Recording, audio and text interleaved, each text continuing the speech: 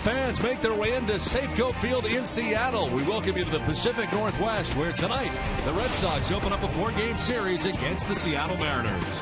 Welcome inside the broadcast booth, everybody. I'm Don Orsillo, joined by Steve Lyons tonight. Welcome to Red Sox baseball.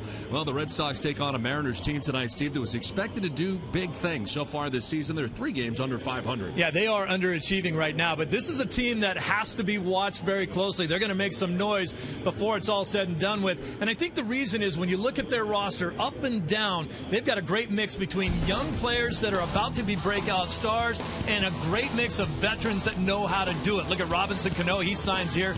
Also Nelson Cruz. Cano is not off to a great start so far. Nelson Cruz certainly is. And guess what? The one guy that you don't want to have to face, the Red Sox are going to be facing him on Saturday. That's King Felix. So when you look at who they have to face in this series, 3 left-handers, they scuffle a little bit against lefties, and then King Felix. It's not going to be easy.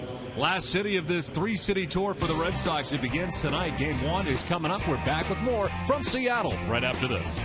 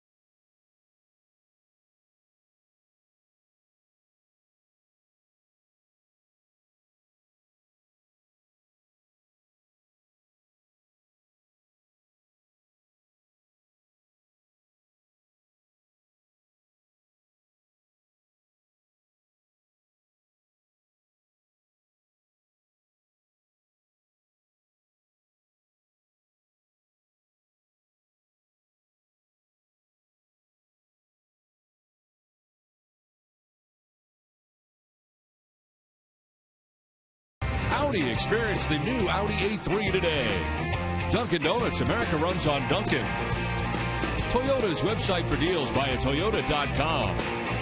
Nissan. Get to Nissan's ride of your life for exciting performance and bonus cash. Shop Nissan.com.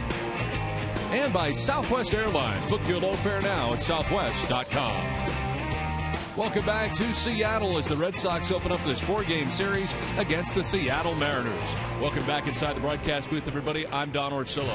Well, the Red Sox come out here to take on Seattle for the first and only time of the regular season, and the Red Sox hoping that their starting pitching can continue to improve out here against this Mariners team. The Red Sox will send Joe Kelly to the hill tonight, and Kelly trying to bounce back as Kelly 1-2 so far on the season with a 6.35 earned run average. Roenis Elias will be on the mound tonight for the Seattle Mariners. Now, 3 lefties will face the Red Sox in this series. Of course, Clay Buchholz goes up against Jay Happ, who the Red Sox have seen plenty of as a member of the Toronto Blue Jays. Rick Porcello against King Felix. How about his numbers? 6-0 with a 1.85.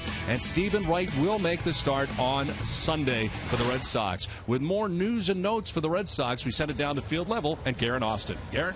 Thanks, Don. There were some roster moves today. Manager John Farrell making it official, placing Justin Masterson on the 15-day DL with shoulder tendonitis and recalling Robbie Ross Jr. from Pawtucket. Masterson has made 7 starts this season and is 2-2 with a 6.37 ERA. Ross is making his second major league stint of 2015 after beginning the season on Boston's opening day roster. The left-handed reliever made 13 appearances with the Red Sox. Farrell also announced that Stephen Wright will get the start on Sunday. Yeah, after Justin was examined in Oakland further, it was revealed he's got some inflammation in the shoulder. And clearly, I think we've seen over the last 2 starts it's had a negative effect on the overall stuff and the action to his pitches. So I felt like it was a time to back him out of the rotation, get over this. insert Steven, who went 5+ innings the other night. Obviously, he's stretched out to no pitch restrictions in terms of number thrown, so he's ready to go on Sunday here. Well, Joe Kelly is on the hill tonight to begin this 4-game series against the Mariners. The first pitch is coming your way next on NESN.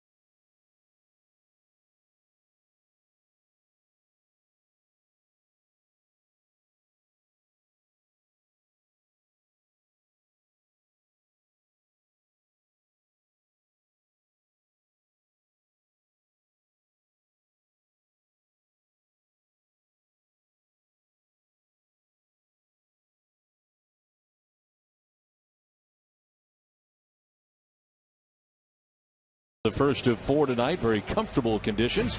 Let's check out the visiting Red Sox starting lineup. It's brought to you by your Eastern Hyundai dealers. It is Mookie Betts leading it off in center field with Dustin Pedroia at second base, batting second. David Ortiz, the DH, in the 3 spot with Hanley Ramirez in left. Mike Napoli is at first base with Shane Victorino in right field. Brock Holt gets the start at third base with Pablo Sandoval getting the night off. Xander Bogaerts at shortstop bats 8th, and Blake Swihart does the catching and bats 9th. Tonight's Mariners starting pitcher is presented by New England Nissan dealers as Roenis Elias is on the mound tonight for the M's. His 4th start. He's 0-1 with a 3.86 earned run average, 19 strikeouts to 7 walks, and opponents sitting at 261 against him. His decision last time out was a no decision. 7 innings, pitching fairly well, giving up only 3 runs. He did strike out 5. That was against the Angels on May the 6th. Let's check into the Mariners defense tonight, brought to you by DraftKings. Seager, Taylor, Cano, and Morrison around your infield. In the outfield, Miller making his first ever start in the outfield. He's normally a shortstop. Dustin Ackley in center field. Seth Smith is in right. And your battery, Zunino and Elias. Well, Mookie Betts ready to lead it off here as we take a look at the umpiring crew. The crew chief has a plate tonight, Jerry Lane, with Hunter Wintelstead at first base, Bob Davidson at second base, and Ryan Blakeney is the umpire at third. Mookie Betts leading it off here against Elias. And the first pitch of the ball game is going to miss for ball 1. Well, the Red Sox able to get the victory yesterday in the finale against the Oakland A's. They take 2 out of 3 from the Athletics before coming here to the Pacific Northwest.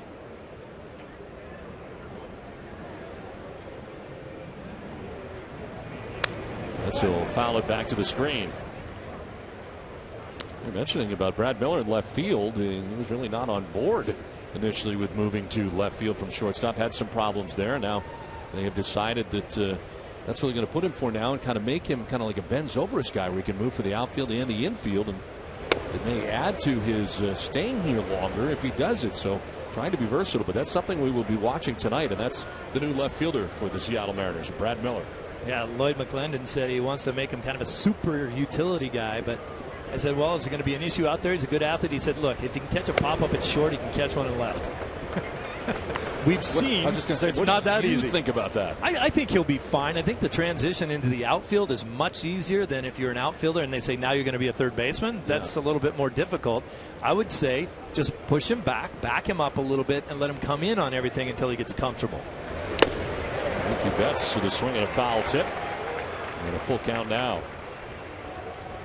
Kind of like Lloyd McClendon, though. No nonsense guy. Yeah. You caught a pop up at short. He'll be good. Elias here making his 4th start of the year. And a payoff pitch. That's will sky it down the right field line, foul and out of play.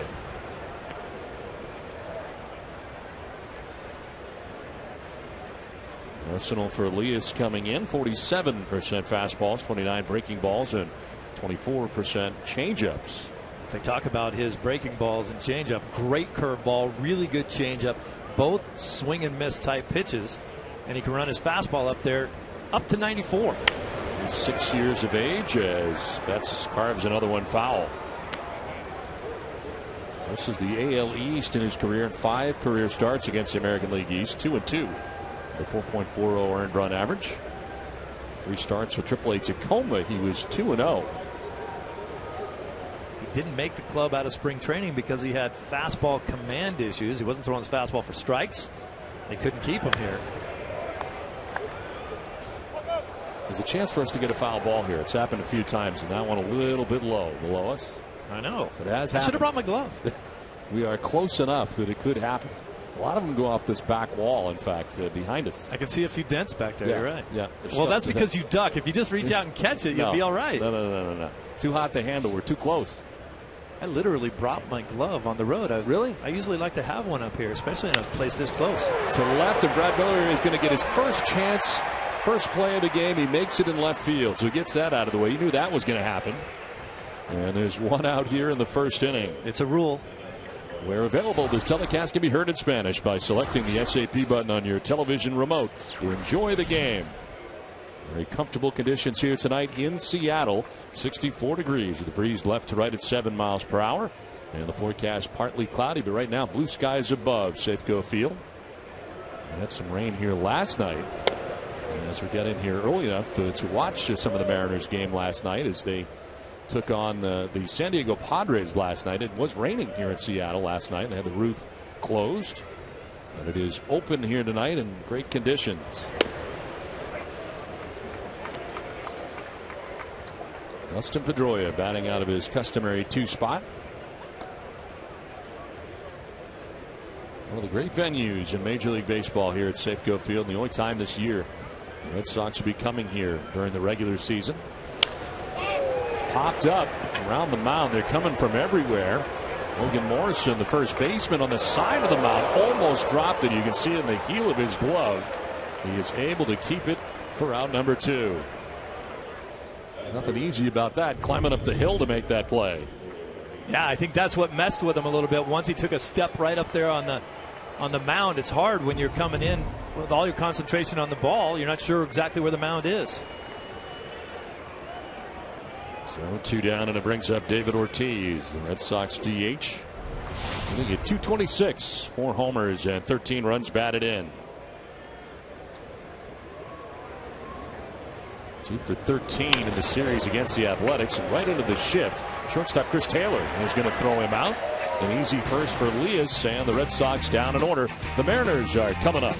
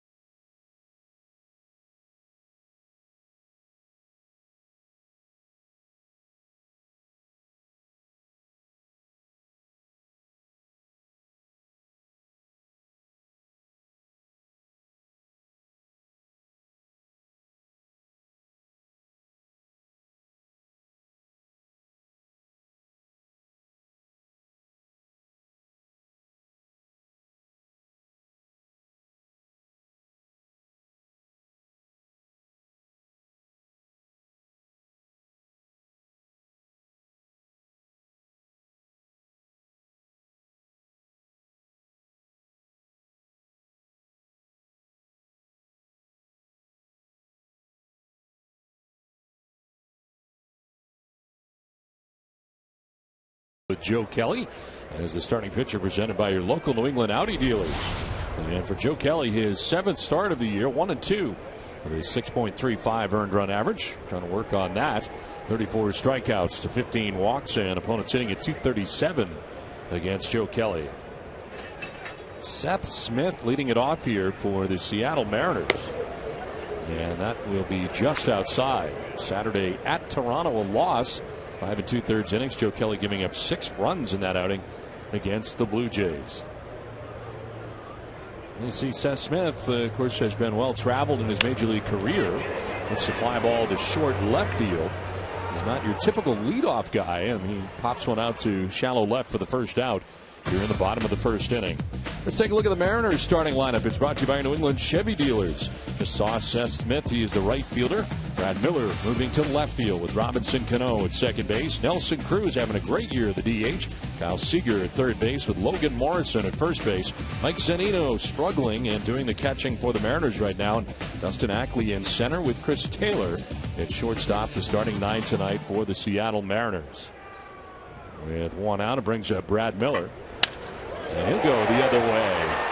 Opposite field base hit, cut off on the backhand by Ramirez, and Hanley does a nice job of getting it back in quickly. But it's a 1-out single for Brad Miller. Well, here's the Red Sox defense, brought to you by Southwest Airlines. Brock Holt making the start at third base tonight. Bogey at short. Pedroia and Napoli on the right-hand side of the infield. In your outfield, Hanley Ramirez, Mookie Betts, and Victorino in right. And Blake Swihart doing the catching, and Joe Kelly on the mound tonight. 1 out, 1 on for Robinson Cano. Now you see the reason right there why Brad Miller's playing left field. They want to keep his bat in the lineup. He had a lot of trouble throwing the ball to first base at short. Had a lot of issues. We're talking about Seth Smith being the leadoff hitter, not your typical leadoff guy, but he does see a lot of pitches. That's one thing he does do, and that's part of the reason he is the leadoff guy here. Yeah, no speed, and of course Austin Jackson out with that injury. They say he's about ready to go on a rehab assignment, but Jackson's a guy that normally would be standing there.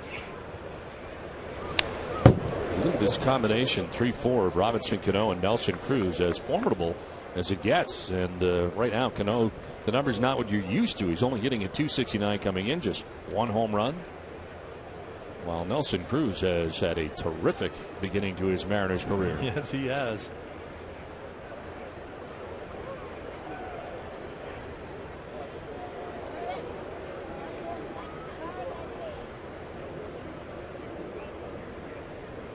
Joe Kelly ahead here, 0-2. And Cano takes that pitch inside. I talked to longtime coach Rich Donnelly, who's bounced around a couple different organizations, is here now with the Mariners, about Cano. And I said, what about the stuff that was coming out of New York that he's a bad teammate, he doesn't hustle? He said, I don't know where that came from. He goes, this guy works harder than anyone I've ever seen. He is a great teammate. He said his community service is off the charts.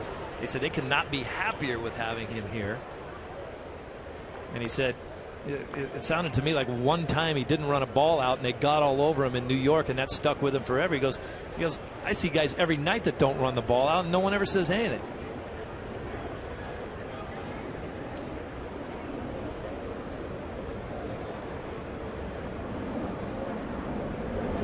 Looking on the ground to the backhand, diving is Bogaerts, gets up, goes to second for 1, on to first. No chance to get Cano, but they do get the lead runner in Brad Miller, 6-4 in the fourth shot. And a nice sprawling play by Xander Bogaerts at shortstop.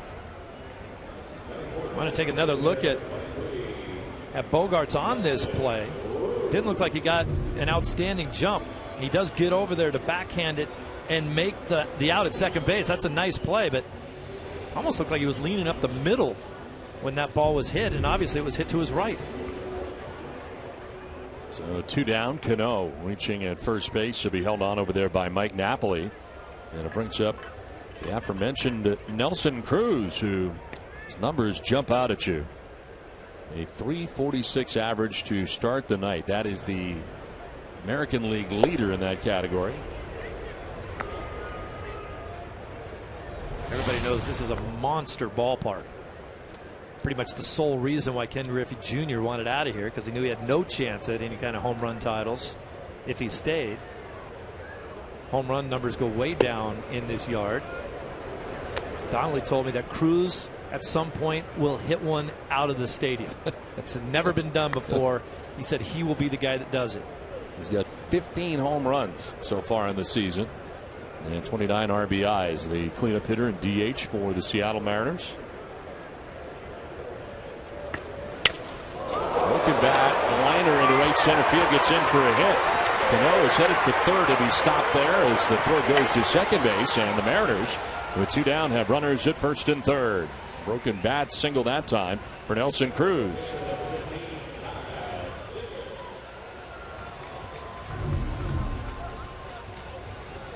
Another bat just exploding. Joe Kelly got in on the hands of Cruz, but he's just so strong.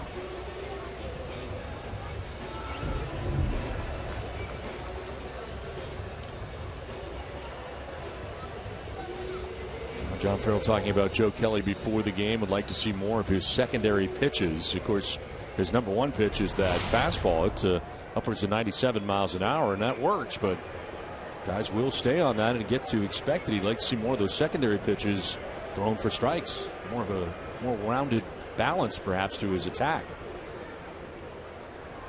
And that's the thing, is that everyone knows he's got the gas, but he does have an excellent curveball too, and his slider's decent. I talked to Carl Willis today, and he says, look, I haven't seen him a lot. I saw a side session, and I've watched a bunch of video on him, but he's such a maximum effort guy. He goes, I want to smooth out his mechanics, because when he goes with that big maximum effort to get to 97, it throws off his mechanics and messes up everything else. Well, he gets out of the first inning jam thanks to his friend Mike Napoli down there at first base. No score after 1.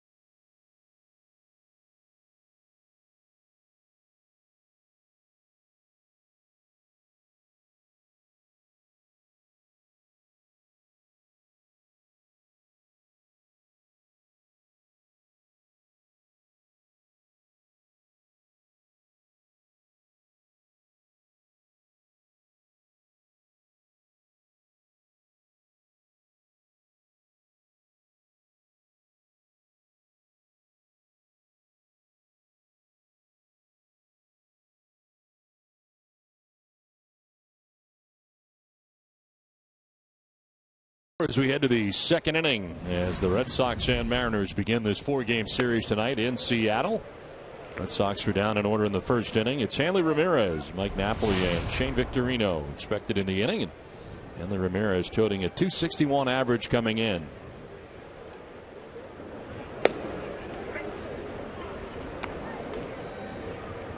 Hanley was 2 for 11 in the series against the A's, and so far on this lengthy road trip, 3 for 19.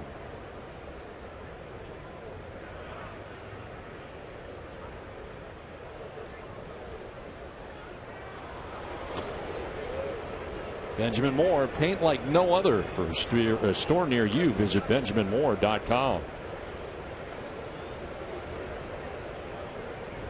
A lot of lefties love to try to get in on the hands of Hanley Ramirez. They don't want him to get extended, but he's so quick inside. It's very dangerous to go in there.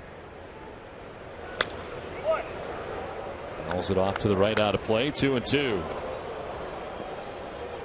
Leading hitter against lefties at .333, and again the Red Sox will see 3 lefties in this series.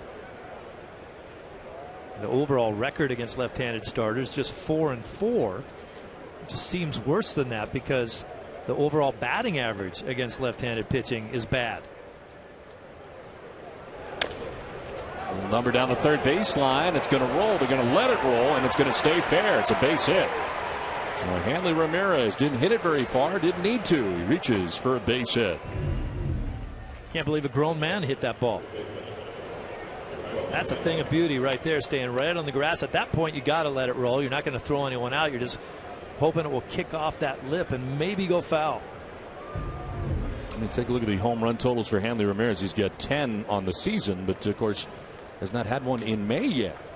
That was all done in April. Last one was April 29th against R.A. Dickey for the Blue Jays. You know, that injury when he ran into the wall certainly hasn't helped him. I asked him today if he was feeling strong. He kind of looked at me and said yes, but you know it's still affecting him. Well, Mike Napoli has 3 home runs so far in the season. 11 RBIs and a 171 batting average coming in.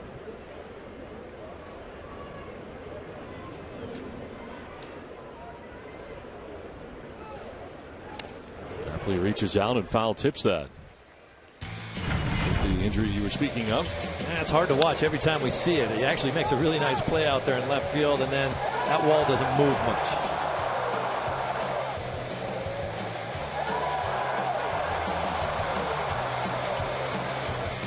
Had to sit out a number of games and then came back. He really came back because he just wanted to play so bad. Napoli reaches out and lifts a pop-up down the right field line. It is falling, and it is falling foul, and nobody's going to get it.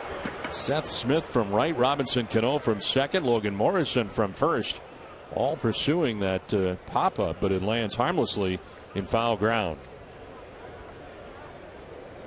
Balls like that can be trouble in this ballpark only because, as we talked about before, Seth Smith, not the fastest runner out there. He's got a long way to go. Balls like that could drop in. If that's 5 feet to the left, it drops in for a fair ball and it would have been a hit.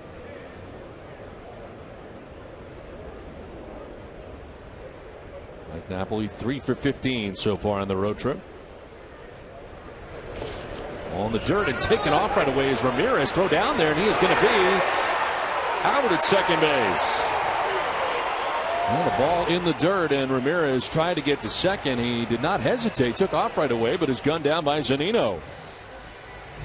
Zunino's a good defensive catcher. Watch him get out and block this ball. Keeps it in front of him. I think it hit Napoli's foot, too, and that helped throw out Ramirez. I love the aggressiveness. Let's watch to see. A little hard from that angle, but I think it bounced off of Napoli, and that kept it from rolling further towards the mound.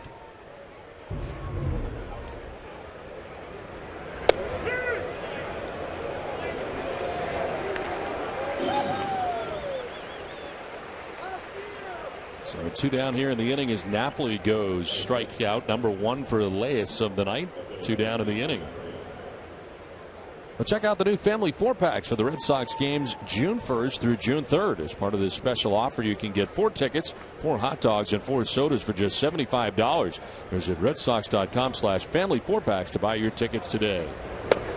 They'll play at second base on Hanley Ramirez. Not a caught stealing. Still 2-4 on the out, trying to advance to second base, but no caught stealing.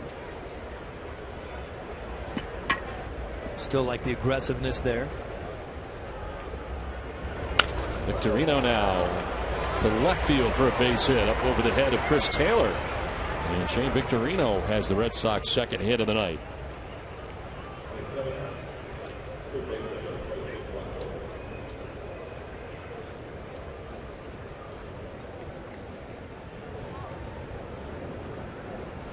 Rockhold getting his start at third base for the Red Sox tonight. Pablo Sandoval. The beginning of this game off as Holt hitting at .292. The home run, 8 runs batted in. 0 for 5 so far on the trip. He has cooled off at the plate. He is 0 for his last 14.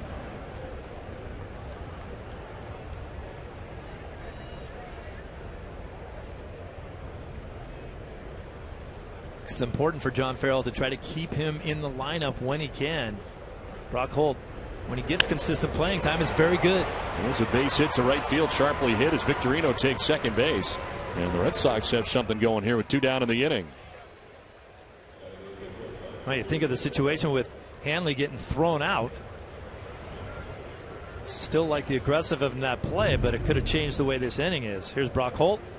Big looping curveball. He sticks right with it, waits long enough, and then just cleans it out. So 2 on, 2 down, and Xander Bogaerts the batter.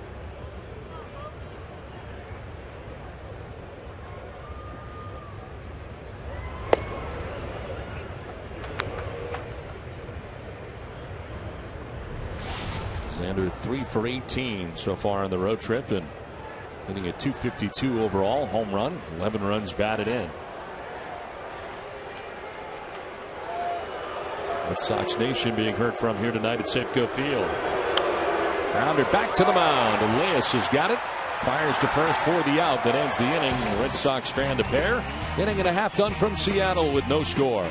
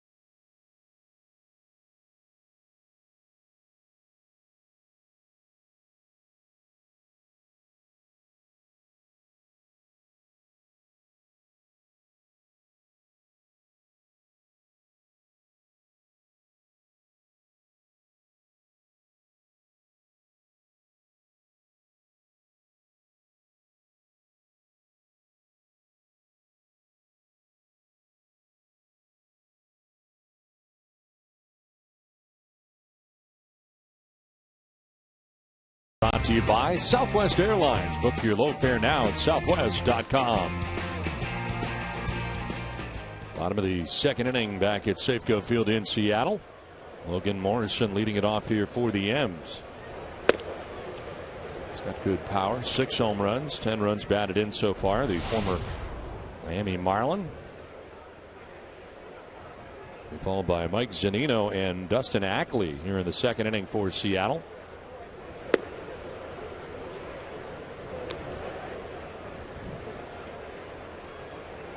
Logan Morrison may have finally found a home here in Seattle. He's bounced around with some injuries. Last couple seasons, been on the DL for half of those years. Bad knee injury. Starting to come along just fine here in Seattle. This guy could be a weapon. 11 games against the Red Sox, he's been a weapon. .432, 5 home runs, 13 runs batted in. And against Joe Kelly has a home run in his career, 2 for 7. Last 13 games he's hit at .375, and he'll tap her back to the mound. Joe Kelly spryly up into the air to grab that, and a little flip to first to retire Morrison for the first out of the inning. For the first time tonight, let's check in with Guerin. Thanks, Don. Manager John Farrell spoke earlier today and said that Joe Kelly has had an inning in each outing that has come back to bite him. Farrell also said that when Kelly uses his full complement of pitches is when he's been most efficient. Don Steve, Farrell said he's looking for more of that tonight. Well, so far here, so good. 1 out of the inning, and Mike Zunino will take a pitch that grabs the inside corner, 95 miles an hour. I think that is kind of the general consensus now, is that he doesn't have to throw 97. 95's fine if you're just a little smoother. I think I see a difference right now in Kelly's delivery. A little slower, a little smoother, a little more rhythm to it. He got himself out of whack when he's trying to get to 97. You're really, a maximum effort just takes you away from your mechanics. To short into the backhand for Bogaerts. And a long throw, good stretch on the other side by Napoli, and there are 2 outs in the inning. And the arsenal coming in for Joe Kelly. This season, a lot of fastballs, 68%. Breaking ball at 27%. The changeup at 5%. I actually thought the fastball may be higher than 68%. And that's kind of what Carl Willis was saying, too. He's like, man, you know, everyone knew he has some good gas, but I was really surprised at how good his secondary pitches are. He goes, I want to make sure that you can use those effectively. And that all just comes with having a repeatable delivery. And like a lot of the guys on this team so far, they get into about the 5th or 6th inning and start losing. Nice play by Kelly again up into the air. This one hit more sharply by Ackley. And it's a 1-2-3 inning for Joe Kelly. We're through 2 from Seattle. Scoreless in Seattle.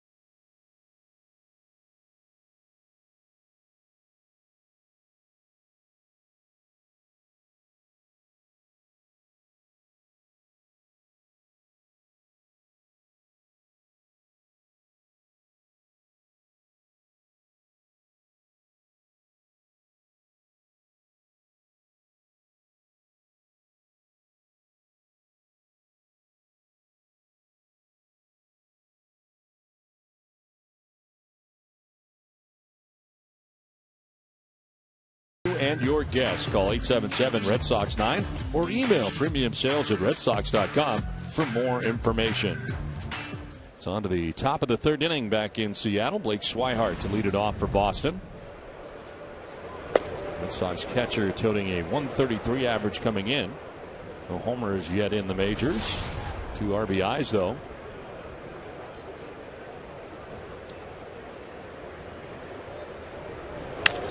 And a sharply hit ball on one hop to Seager at third base. Goes out Swihart for the first out of the 3rd inning.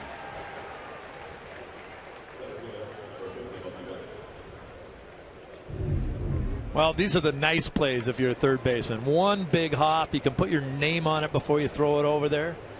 Gets on you in a hurry, but that doesn't bother you. You feel like he had time to autograph that ball before he sent it over to first base? Absolutely. That. Quick one hopper, sign it, throw it over there. One down for Mookie Betts. Take your time, take an extra little crow hop, then show off your gun. The longer I work with you, the more smack I realize you have. I'm starting to hear some of your game. The 0-1 to Betts is low and in the dirt. Well, it's funny. The longer you do this, the more you'll hear something you never heard of. This guy, he went on the DL, the pitcher, last year with something I never heard of before. This is through the left side, sharply hit by Betts. Fourth Boston hit of the night, a 1-out single. Well, Saturday on Dining Playbook, Billy and Jenny check out Herb Chambers' flagship store in Linfield. Jenny takes a helicopter tour around Boston. Billy chats with Red Sox pitcher Craig Breslow about the season and his Strike 3 charity. Catch all that and more on Dining Playbook Saturday morning at 9. What injury did he have? He had a strained flexor bundle. Doesn't sound good. It sounds painful. Yeah, it's in your elbow somewhere, I guess. Okay. Oh, wait, he didn't just strain one flexor. Double flexor bundles? A bundle of them. Oh, a bundle of them. Yeah. Okay. A flexor bundle. Does sound painful. What do you do for that? I mean, did he have to have surgery for the flexor bundle? Or rub it. I don't know. You know, get some treatment. Went on the DL. Big lead at first for Betts per usual, and a big swing here for Pedroia, but doesn't go far. Popped up on the right side. Cano will make the catch for the second out of the inning. No advance for Betts at first, 2 away. Petey just getting underneath balls tonight. That's the second one he sent straight up. Brings up Big Papi David Ortiz.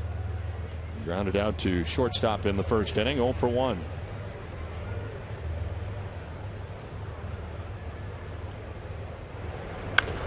And a high fly ball out to center field. Big outfield here in Seattle. Plenty of room for Dustin Ackley, who makes the catch to end the inning.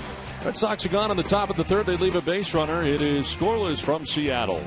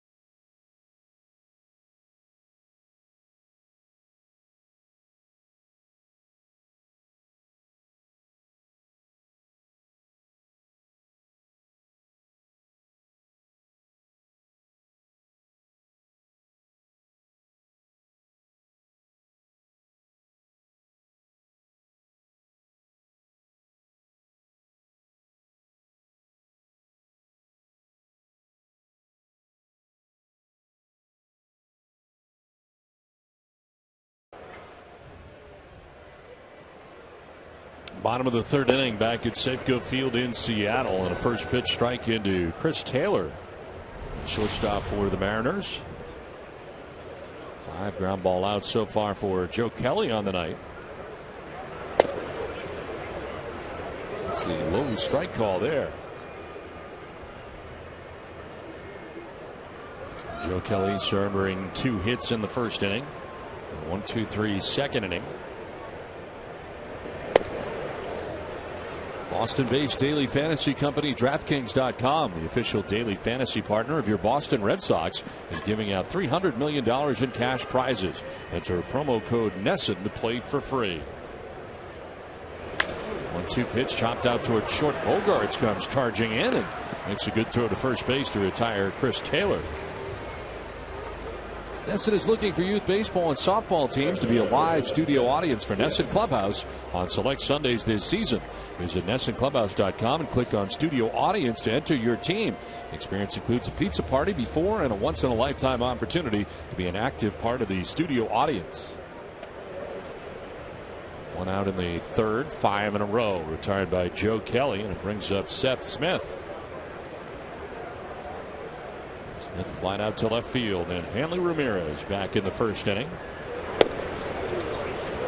Think about the proposition for Joe Kelly and what it means for him. He knows he's got fire in his arm. He can rush it up there 97, but what they're asking him to do is rein that back a little bit so that he can be in more control. But you got to figure that he's a little apprehensive of doing that, saying, well, if I throw one up there 93 and it gets whacked, when I could have thrown it much harder, it would be really hard to get that through your head. But I just think that if he gets early success with what he's trying to do right now, it'll resonate a little better for him. Grounded down to first base, bobbled there for a second by Napoli, but Kelly is over to cover in plenty of time. 2 down.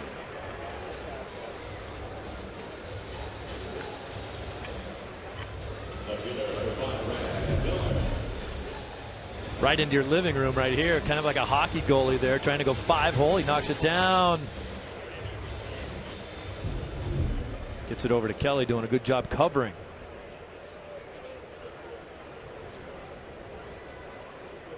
Six in a row retired by Joe Kelly, and all have been ground ball outs.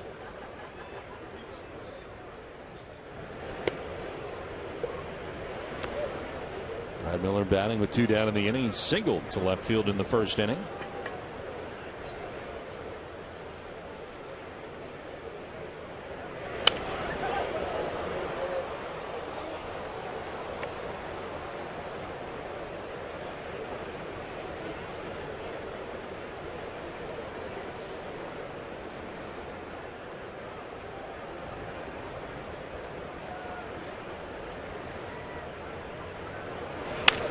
Ball on the ground, a short high hop up about middle of the cap high to Bogarts, and he throws out Brad Miller. More ground ball outs for Joe Kelly. He's retired 7 in a row.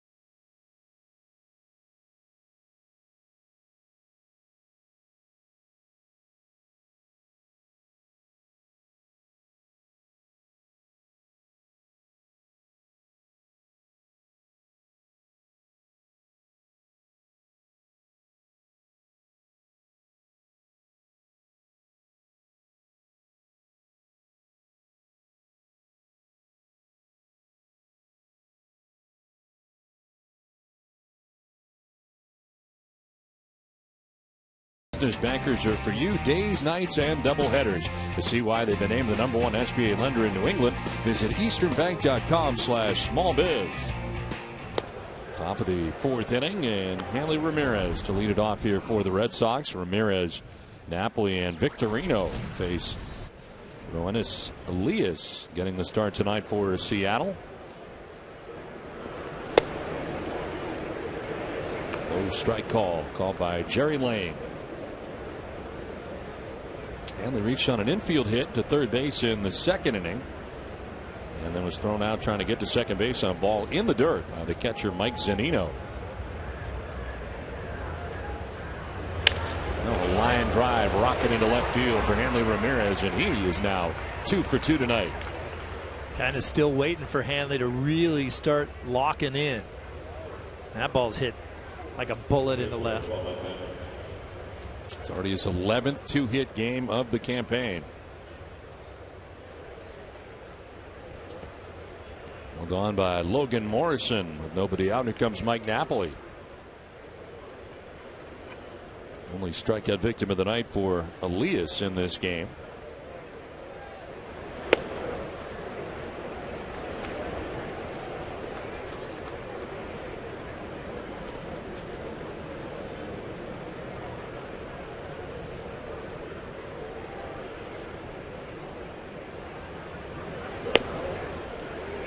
Benjamin Moore, paint like no other. To find an authorized retailer near you, visit benjaminmoore.com. Don, am I the only one that's kind of flabbergasted by Hanley Ramirez, who has 31 hits now and he's got 10 home runs but no doubles? That is amazing. Just by mistake somewhere he wouldn't mix one in. I know, 0 doubles.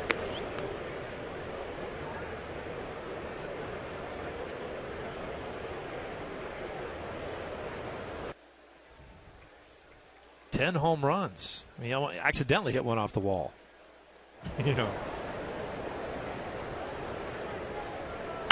On the ground to third base, Seager will go to second base for one, on to first for two. And Ramirez going in at second base with Cano there, and double play turned by Kyle Seager, started at third base by Seager, and they go around the horn, 2 down. Robinson Cano at second base. His favorite thing to say is relax. Look how chill he is on this. Goodness, just catches it, throws it over there like it's a walk in the park. Meantime, you got Ramirez bearing down on you. That's a Gold Glove second baseman right there. 2 down here in the fourth inning. It brings up Shane Victorino. Victorino with a single to left field in the second inning.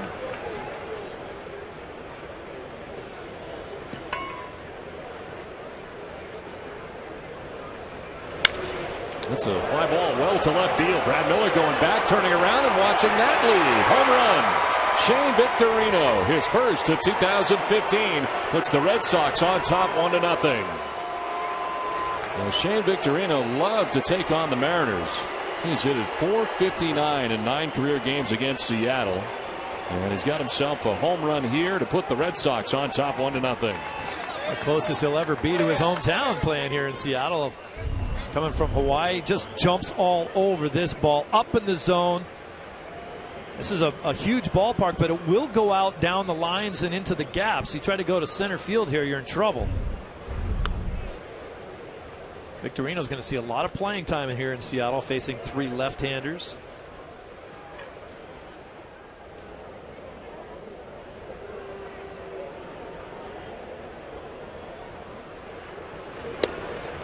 Brock Holt gets the arms out of the way and takes a pitch inside.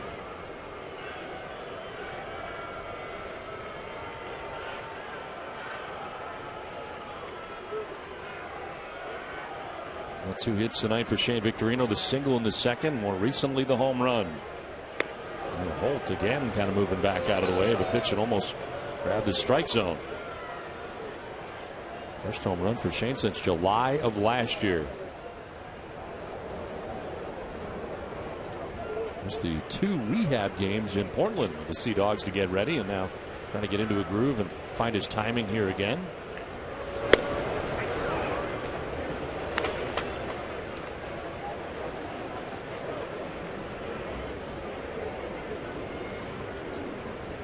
Over the base hit his last time up, broke up a string of 0 for 14. And now patiently works the walk. First walk given up by Elias in the game. Holt has a very simple, efficient swing. Not a lot of extra movement up there.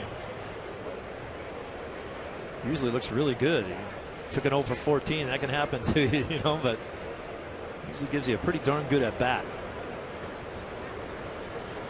And with 2 down, Holt at first base, and Xander Bogaerts getting his second look at Elias. Grounded back to the mound in the second inning. Now hits a fly ball on the first pitch out to right field where Seth Smith is waiting. And he puts it away to end the inning. But a home run by Shane Victorino has given the Red Sox a 1-0 lead.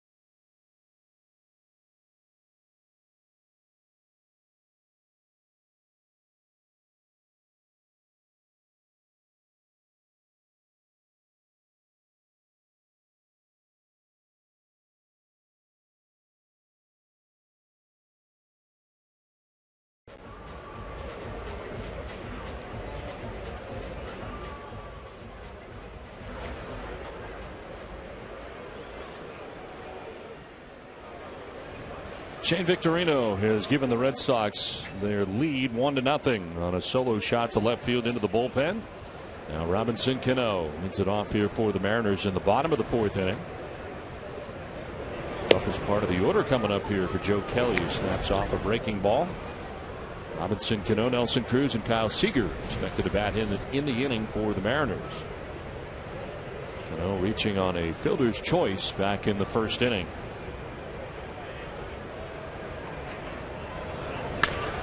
Grounder off the glove of Kelly, kicks out to Pedroia, who off balance throws to first base in time. That deflection there by Kelly may have actually aided Pedroia on that play for the out. Absolutely, and how many balls have been hit right back at Joe Kelly? You may not be able to see it in any replay, but Pedroia went after that ball. Watch him here. He almost doesn't make any adjustment at all, almost like he knows it's going to hit the glove and come towards him. So 1-4-3 on the put out there of Cano. And it brings up Nelson Cruz. Yeah, good to have Cano out of the way. And we try not to set the table for this guy. Some kind of fantastic power hitter. 15 home runs to set the pace. He hit one in 5 straight games. He's the major league leader. Bryce Harper leading the National League with 12. Second in the American League is Mark Teixeira with 11. And of course, Hanley Ramirez has 10. Third in the American League. But again, Hanley's not had a home run in May so far. Grounder back up the middle again. This time will find its way into center field. Nelson Cruz 2 for 2 in the ball game.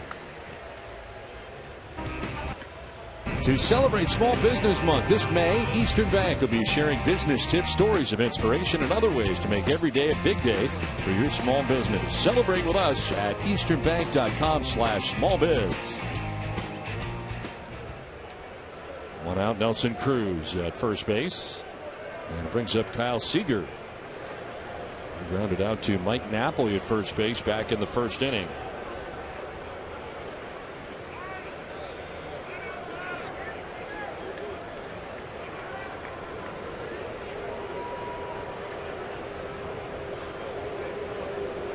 Don Orsillo, Steve Lyons, and Garen Austin with you from Safeco Field in Seattle. Game 1 of the 4-game series between the Red Sox and the Mariners. Opposite field, base hit for Kyle Seager. Nelson Cruz will take second base, and the Mariners put together back-to-back base hits for the first time in the game.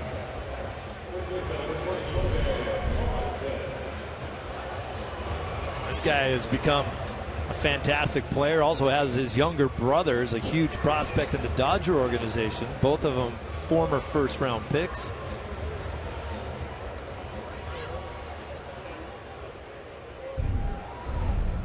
And Seager's a Gold Glove type third baseman, 25 homer, 90 RBI type guy. Be hanging around down there at third base for a lot of years here in Seattle. 2 on, 1 away. Logan Morrison, the batter. He starts with a breaking ball high. Morrison grounded back to the mound in the second inning.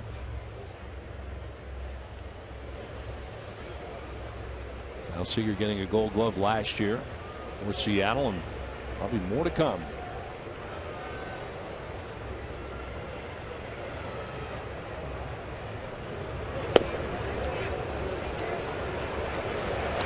People expecting big things from the Mariners this year, and so far they have underperformed. They're 15 and 18, and really based on the way things are going last year, you add Nelson Cruz to the mix here, and they expected big stuff, but they got off to kind of a slow start. Yeah, when you look at the middle of the order and some of the young stars on this team, they're supposed to perform, and I think they will. They're going to make some noise in this division. I don't think anybody expected the start for the Houston Astros that they put together. The Astros have owned the Mariners so far. The Mariners are 1-4 against Houston. You look at some of the, you always hear about King Felix and what he can do, and he's off to a tremendous start again, but you know it's a big drop off after him, so they still do have pitching issues.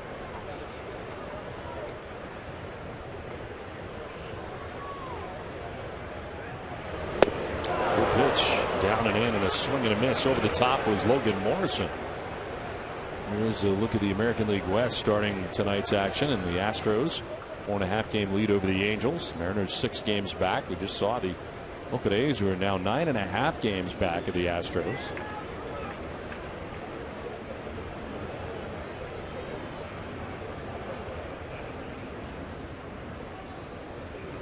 The 2-2 pitch will back him off the plate. Full count.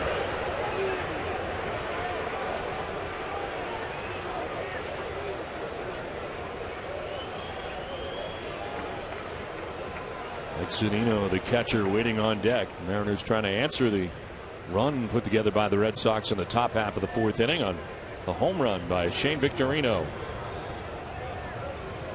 Morrison's going to look to pull something here.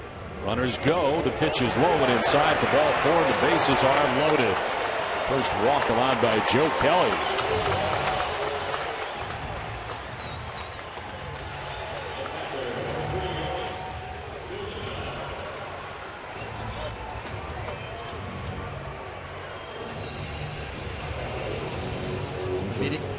Meeting on the mound there, everybody coming in to talk about whatever their responsibilities are. Joe Kelly has to know where he's throwing the ball if it comes back to him.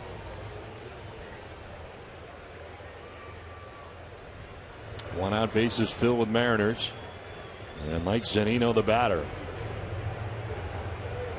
Catcher for the Mariners grounded out to the shortstop, Xander Bogaerts, in the second inning.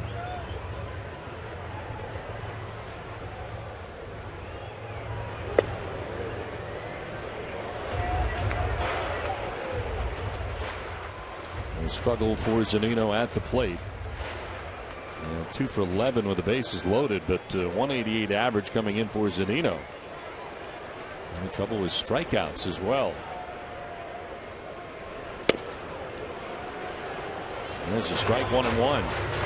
And now Joe Kelly could use a strikeout. Speaking of strikeouts. Once you get ahead, you can go to those secondary pitches. They talk about Zunino. They really like him behind the plate, but they think they rushed him to the big leagues. Popped up, foul, out of play. He's got big time power, 5 home runs already. But he literally has more at bats in the big leagues as a 22-year-old than he had in the minor leagues. He leads the team in strikeouts. He's got 40 strikeouts so far in 31 games and 96 at bats. Nice slider down and away right here.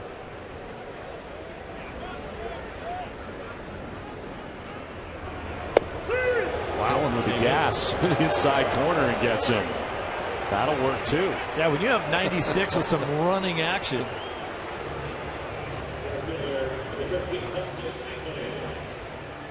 Watch the movement on this 96-mile-an-hour fastball.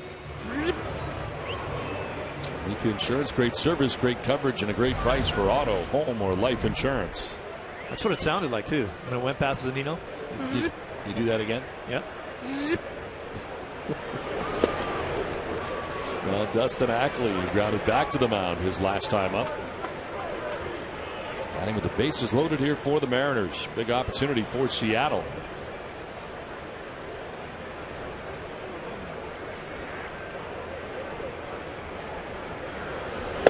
He would have fit in on the 2013 Red Sox with the beard he's got going. They were talking about they lost Ackley for a while. They holed up in Detroit or somewhere. They couldn't find him for a little while. Where is this guy? He was hiding. Slaps a foul off to the left out of play. 2-1. An off season, just wanted to get away for a while. You know, I played with Dustin Ackley's father in the minor leagues in the Red Sox chain. He was a catcher. Played with him in Winston-Salem, North Carolina. The Carolina League. Indeed. 1981. And he yanked down into the dirt in 97. He was trying to get a little extra there and lost control. Same thing. That's when he starts to hook pitches a little bit. You can see him when he does it. His delivery is very, very smooth, very, very smooth. And then right at the end, when he really wants to get a little bit extra, he just kind of yanks himself right out of his own delivery. Bases loaded, 3-1 pitch. Ackley, it's a ground ball to first, off the glove, and Napoli covering his Kelly for the out. Nice play. And Napoli got a glove on it. Pedroia stays with it, and you got to credit Joe Kelly for going to cover that bag, getting out of a bases loaded jam as it goes 3-4-1.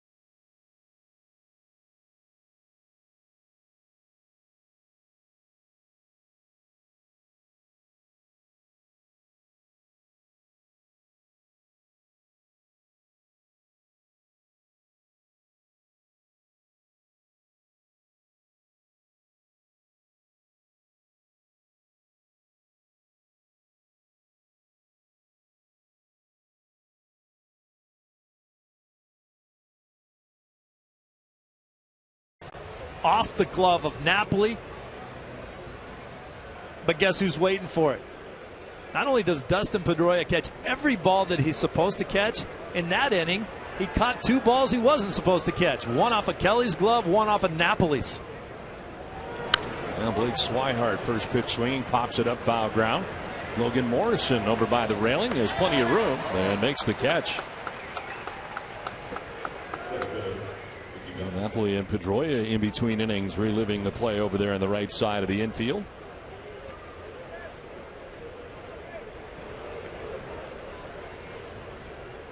Napoli was so happy with the play that he went ahead and kissed him in the head. Saved him a big fat error and a couple runs. One out here in the 5th for Mookie Betts.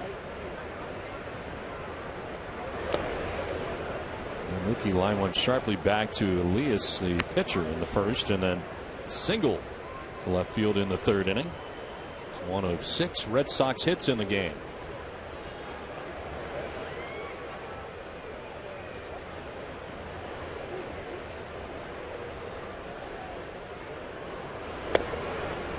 It's not dark enough yet. We start talking about these lights here in Seattle, but it will be soon enough. Right now, lights still outside the stadium, but they have brand new lights here in Seattle. LED lights that they've added as part of their renovation this season. There's a pop-up into the air as Taylor, the shortstop, Cano, the second baseman. Cano coming over to the shortstop side to make the catch for the 2nd out here of the 5th inning. Get immediate care without leaving the ballpark at Beth Israel Deaconess Medical Center. First aid station behind Section 12 on the lower concourse. BIDMC is the official hospital of the Boston Red Sox. Yeah, they have new lights here, and it is 20% to 30% brighter while using 60% fewer watts than they had in the past. And you can see them up in right field, especially up there right now, and it is pretty impressive. Yeah, don't see a downside to that. No, it was always, I want to say it was dark here, but it was darker here. And there they are. I remember the Kingdome. So, I mean, this will be interesting as the night goes on to see how much brighter it is in here. First ballpark to use them in the major leagues at the moment.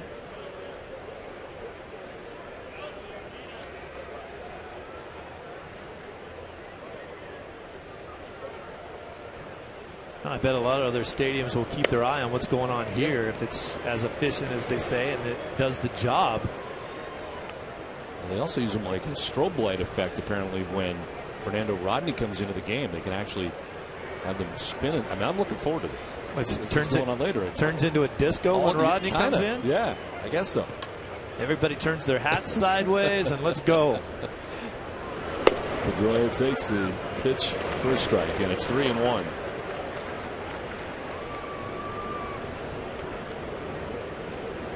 David Ortiz waiting on deck with 2 down here in the 5th.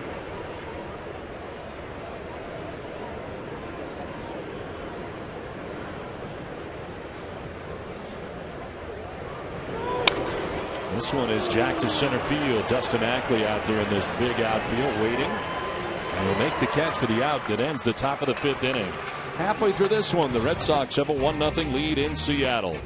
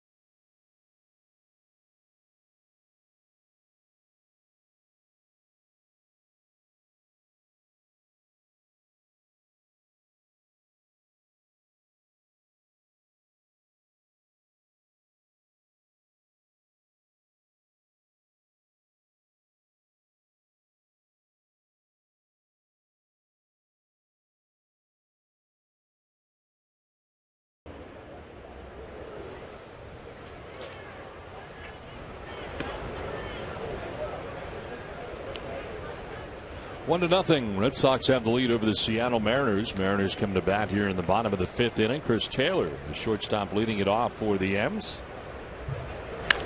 And a chopper to short. Bogaerts plays the high hop for the first out of the inning.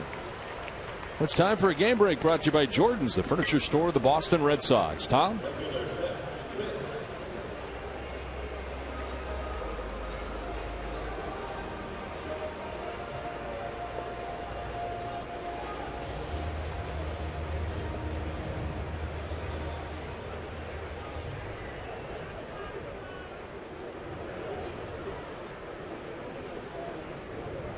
Well, the Rays playing good baseball. 3 wins in a row now for Tampa Bay.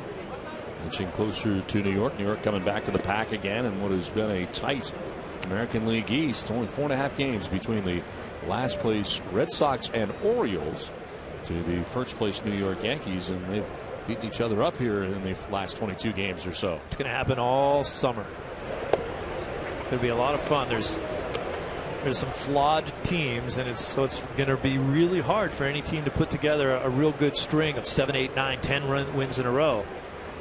There's problems everywhere. Seth Smith batting for the 3rd time. It's a fly ball to left center field. That's coming from right center to left center to make that catch with Ramirez behind him. And there are 2 outs here in the 5th inning. The Joe Kelly's pitching line is brought to you by Ace Ticket. 4 2/3, 4 hits, no runs, a walk and a K. Out of a big jam with the bases loaded and 1 out in the 4th inning. Got Mike Zunino to strike out, and then you got Dustin Ackley, a little help from his friends for Joe Kelly, to ground out 3 to 4 to 1. There's Brad Miller with 2 outs. This appears to be a pretty hard infield. Some real big bounces so far in the infield. Yeah. Not like that. Out of a Pacific Northwest type ballpark. Ground ball hit to short sharply. Bogaerts, a step to his right, slings it to first just in time to get the speedy Brad Miller. And to end the 5th, we head to the 6th with the Red Sox on top 1-0.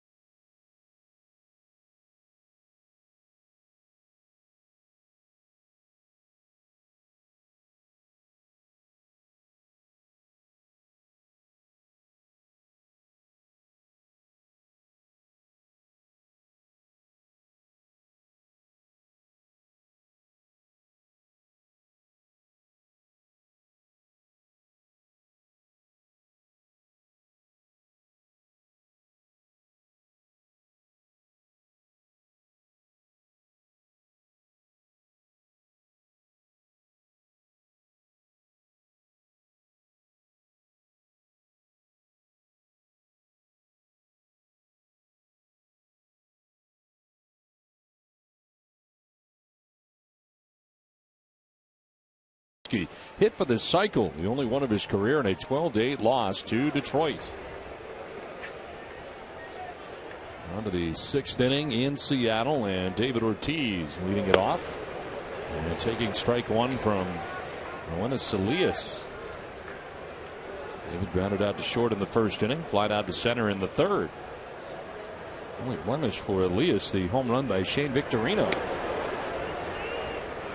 Kind of lost in the shuffle of everything else that's been going on with this Red Sox ball club, with some of the pitching problems that they've had, some of the offensive struggles.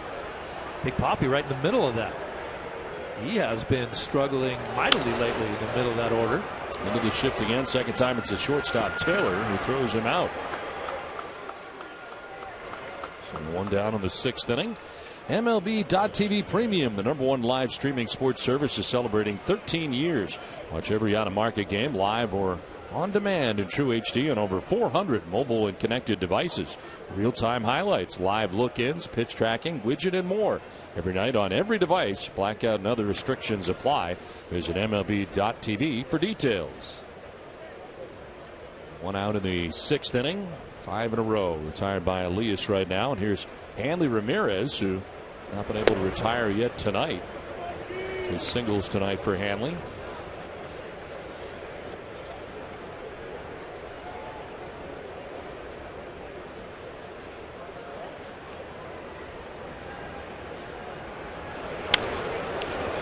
There's a foul off to the right, out of play.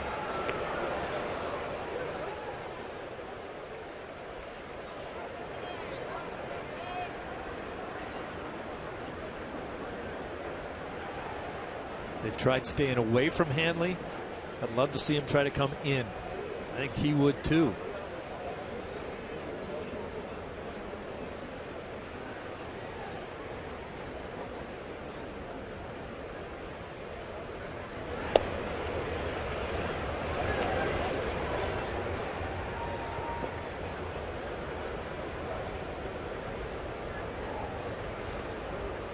Napoli waiting on deck. One out here in the 6th inning. On the ground down the line at third, foul. Nice play. And another nice play. Everything matches on her, huh? Pink jacket, pink glove.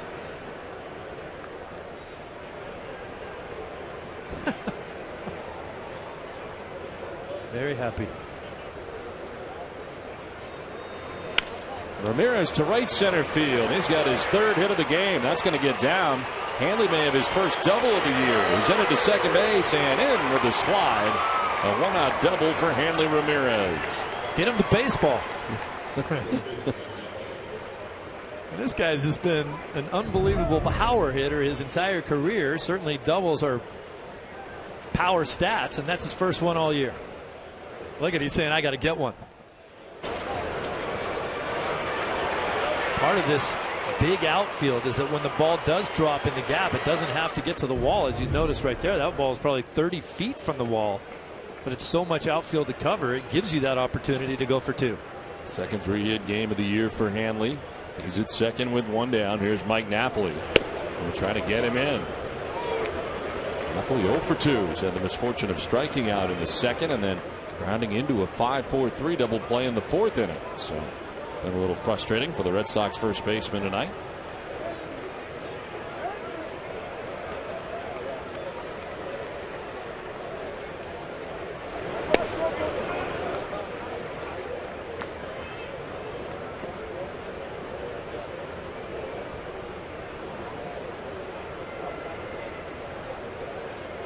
Only talking it over with Robinson Cano as he gains his lead at second base.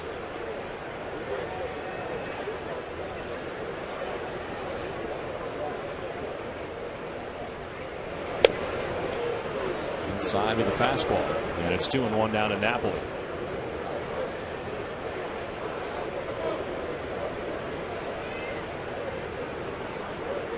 Shane Victorino, the difference in this game, waits on deck. He homered in the 4th inning. Solo shot, his first of the year.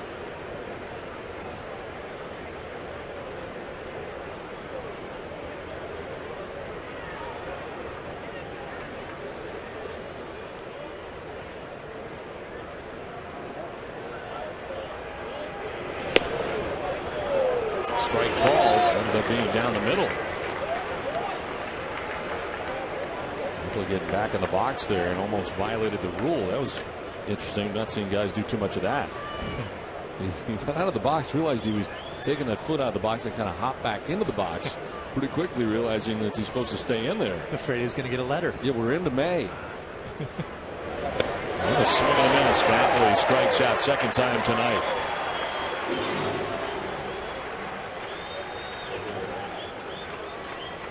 And Shane Victorino coming up. And his first home run back in the fourth inning.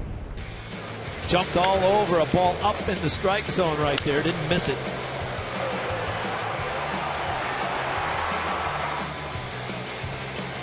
Have a little bit of a retraction to make, Don.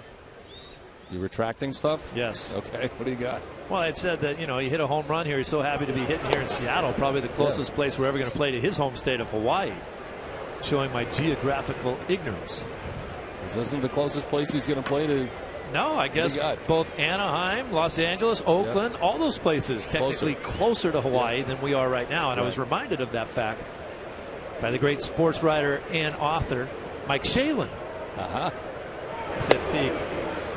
Not true.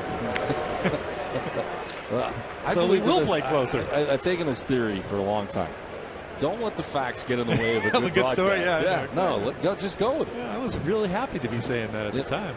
Facts sometimes could be wrong. Now I feel shame.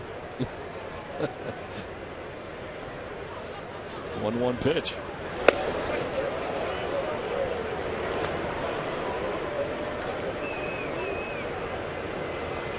Sox trying to bring in Hanley Ramirez from second base. He doubled with one out. He's still there with two down.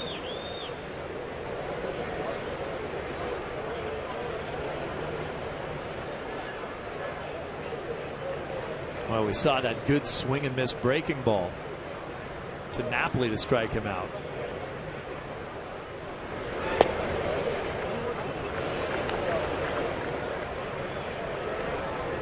And starts for Shane Victorino against the Mariners, who's had 5 home runs in his career. He likes facing these Seattle Mariners. So close to home.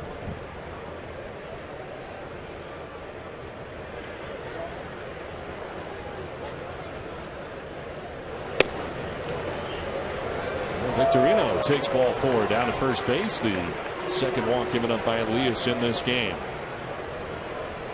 We're very careful in dealing with Shane there after the home run last time, and Shane's on for the 3rd time in this game. He also singled earlier.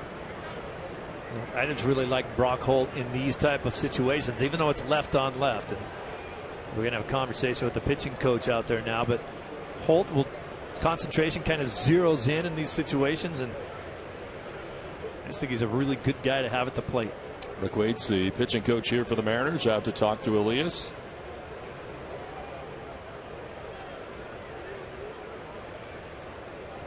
Dunkin' Donuts Iced Coffee Day is Wednesday, May 20th, and guests can sip to support a great cause at participating Dunkin' Donuts locations in New England. $1 from every cup of Dunkin' Donuts iced coffee sold on that day will benefit local children's hospitals. Dunkin' Donuts is the place to keep running all day long with iced coffee. So take a refreshing break on May 20th and support a great cause. 2 on, 2 down for Brock Holt, who's been on twice tonight. A single and a walk. And he takes strike 1.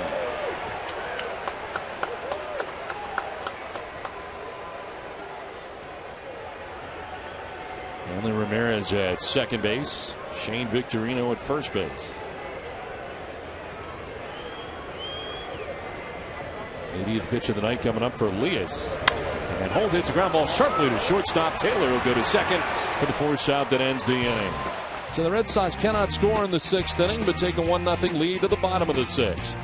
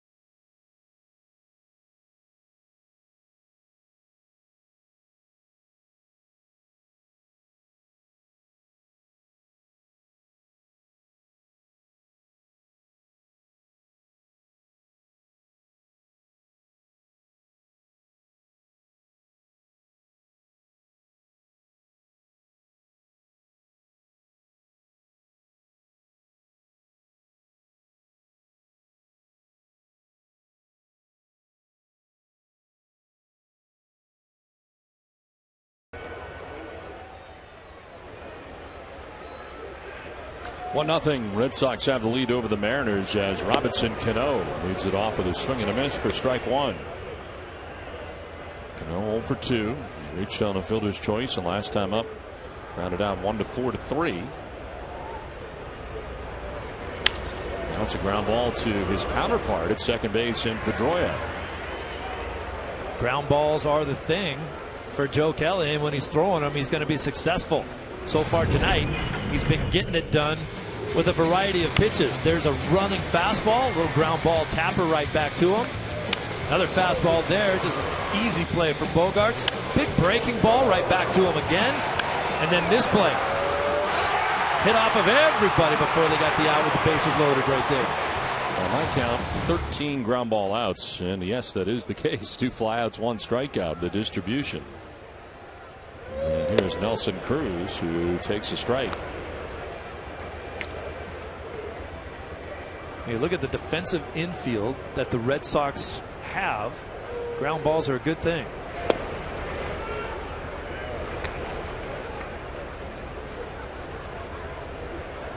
You see a difference in Joe Kelly and his delivery? Maybe it's just me, maybe because we talked about it, but he looks slower and smoother. I feel like, for the most part, he has taken more off his fastball tonight than we have seen in the past. Not trying to blow everybody away. We're not seeing many of them at 97, and that was an excellent breaking ball right there. Just nice. Just throw it up there. Make a miss. There's the slider.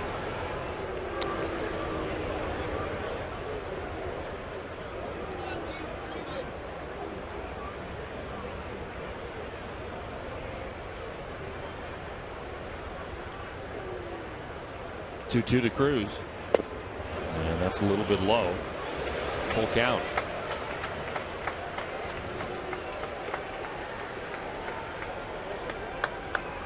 Joe Kelly coming in with a 6.35 earned run average.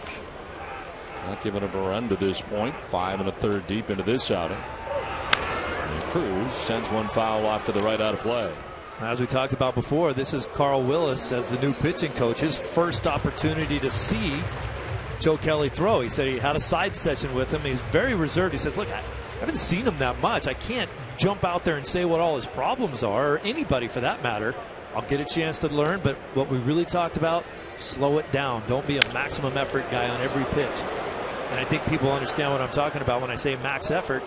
You know, when you're a little kid and you're trying to throw as hard as you can, he doesn't have to. He can still throw an easy 95. If you're Carl Willis, it's got to be a tough situation coming in, trying to guide guys. You don't want to change too much of what they're doing just because you don't know. You're right, but I think he loves it too. I think he loved that opportunity to learn about guys and help them. Second walk given up by Kelly. Third time Nelson Cruz is on in this game. CVS Pharmacy is proud to support the American Lung Association Lung Force campaign to make lung cancer a public health priority. From May 3rd to the 23rd, you can make a donation to support lung cancer research at the register at all CVS Pharmacy locations. CVS Pharmacy is the official pharmacy of the Boston Red Sox. That breaks a string of 6 in a row, that walk for Cruz. And now Kyle Seager hits a liner in the right field for a base hit. Nelson Cruz up to second base. And it's first and second with 1 out now for the Mariners.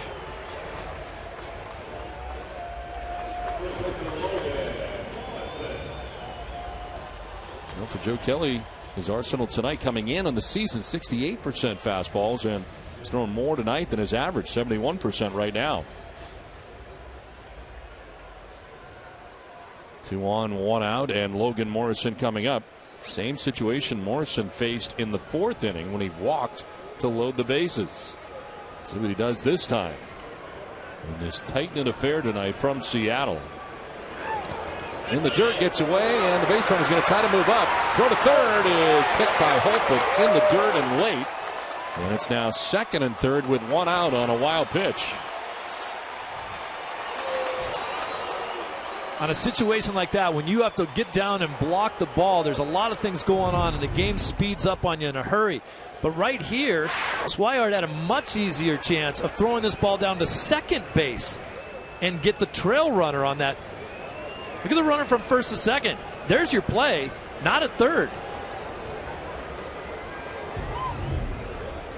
There's Kyle Seager trying to get to second base, and he did get kind of a late break. Now Morrison with 2 in scoring position. He goes after that high fastball. And the reason why Seager gets a late break is he has to make sure the guy in front of him is actually going. He's got to wait to see. And so that's why generally it's an easier play to just kind of pick that guy from second base. That's why I would almost throw it away if it wasn't for a good play by Holm. Yep. Picking it out of the dirt down there at third base.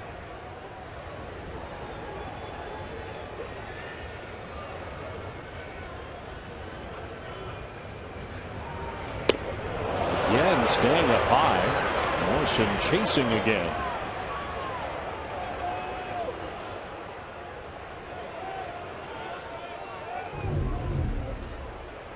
Climbing the ladder, trying to go up there and get it. Good situation for Joe Kelly now ahead in this count. Morrison still scares me a little bit as a hitter. Up there again, chops one to second base. Pedroia is going to go to first, and this game is tied. In from third is Nelson Cruz. And it is 1-1. Morrison picks up the RBI and the ground out. The wild pitch ends up being big in the inning.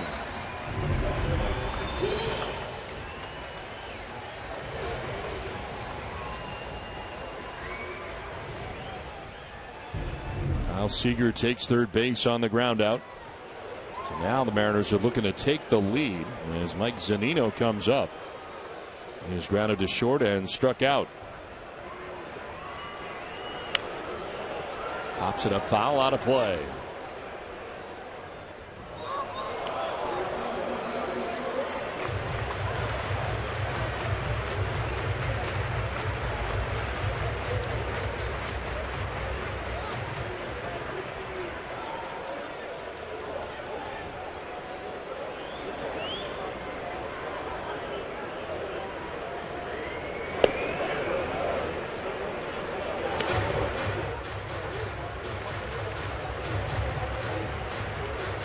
A one-out walk to Nelson Cruz to get it all started.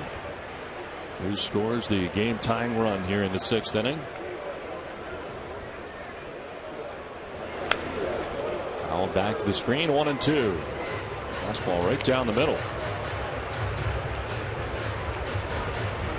Zunino's really the guy that Joe Kelly wants to get here to make sure that next inning he can start with the back half of the batting order. If you start to fall behind or get in trouble, you can pitch around and go after the next guy, but you want him right now, and he can't hurt you with the guy on third base.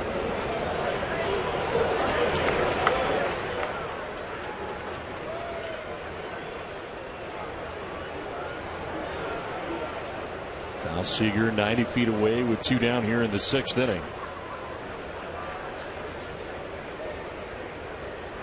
That's beautiful.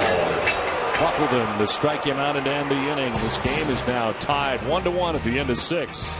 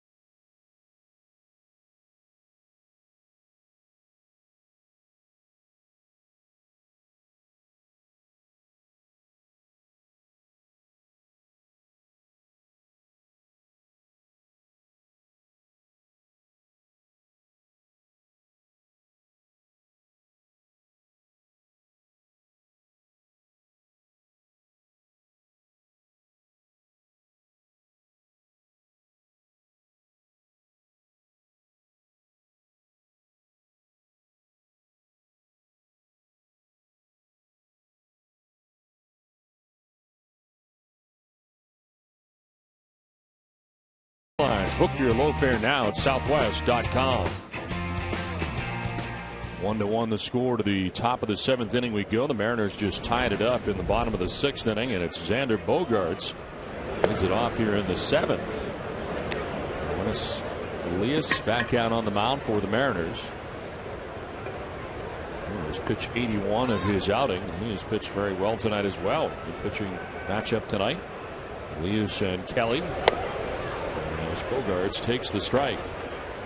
Elias' pitching line is brought to you by your Eastern Lexus dealers. 6+, 7 hits, the 1 run, 2 walks, 2 Ks.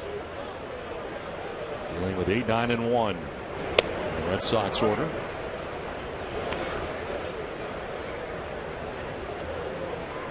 Comes in with an 0-1 record, a 3.86 earned run average in 4 starts in the majors this year with the Mariners. 4 starts AAA this season as well. Falls behind Bogaerts 3-1. Xander trying to get on here to begin the inning.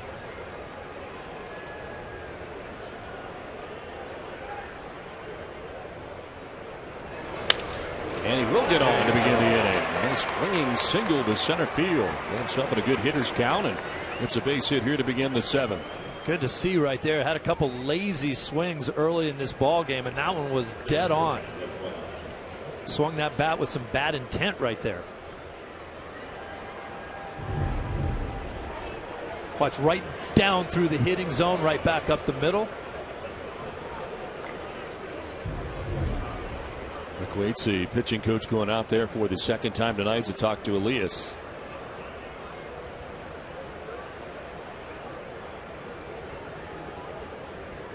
Right-hander Mark Lowe up in the pen for Seattle. Meeting at the mound breaks up. I want to remind you that Thursday, May 21st, is Louis Tiant bobblehead night at Fenway Park. All fans in attendance receive a free Louis Tiant bobblehead presented by Granite City Electric. Visit redsox.com/promos for more info and to purchase your tickets now.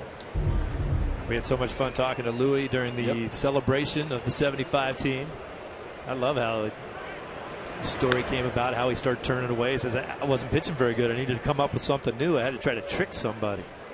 Decided, what the heck, I'll just turn away, see if I can disrupt their timing. And then it did. It was great. Blake Swihart batting here as they check on Bogaerts again at first.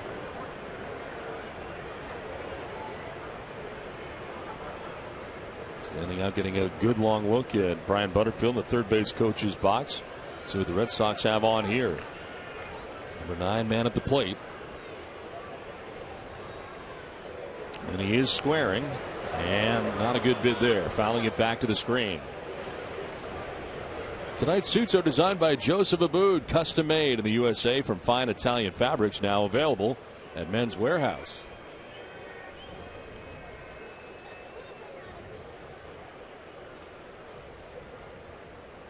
You and I are a little too matchy tonight, I think. I should have called you before I came out. We're all tan tonight. Beige. Beige. Is this a taupe? Something in there. Yeah.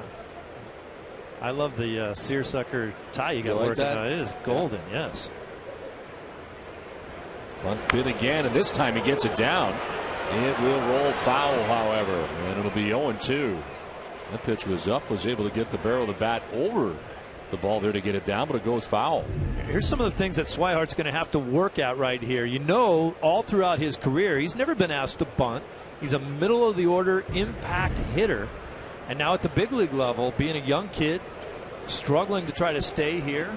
So far, things haven't gone all that great offensively. You've got to be able to do the little things to stay around. Got to be able to learn how to bunt.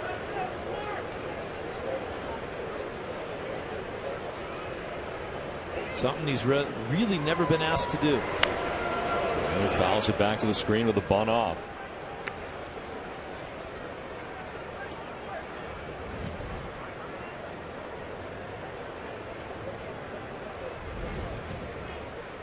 He's grounded out to third base, fouled out to the first baseman in 2 previous at bats. He's squaring with 2 strikes, and he gets it down. It'll be a fair ball, and he'll get the job done. So with 2 strikes, they have to have him try again. Don't know if he did it on his own or not, but he gets it down. Good for him. Sacrifice 2 to 3, gets Bogaerts to second base. John Farrell's happy about it. Yeah, he's fired up about that. I think John knows how difficult it is for a guy like him too. I think may have rolled foul if he let it go. Didn't have a lot of juice behind it, but that's going to do it for Elias as McClendon's out to get him. The pitching change from Safeco Field in Seattle. 1-1 the score.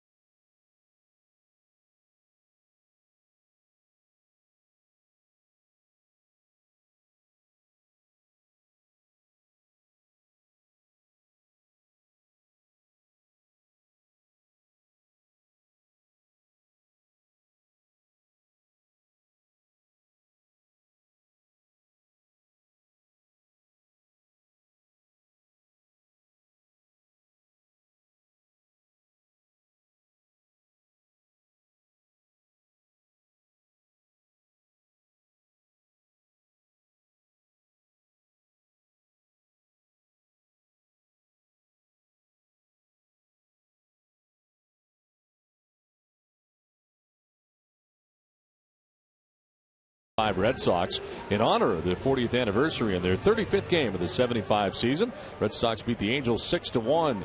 Yaz, Evans, and Carbo all took Nolan Ryan deep in the victory. Well, his call to the bullpen is brought to you by Kia. As the new pitcher is Mark Lowe into the ball game. Lowe went to camp with the Tampa Bay Rays, but was released the last week of March and signed with Cleveland. And the Indians ended up releasing him as well. Ends up here in Seattle. His 5th appearance in a Mariners uniform. And he comes on to face Mookie Betts. So the runner at second and 1 out here in the 7th inning in a tie game.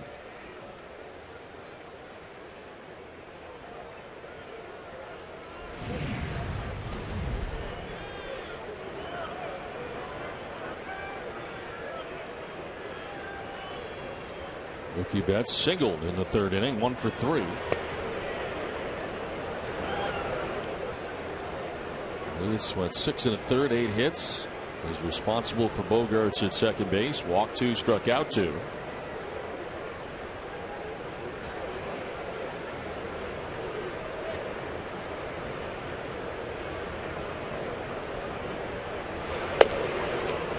And a strike in there to Betts. Charlie Furbush is up in the pen for Seattle.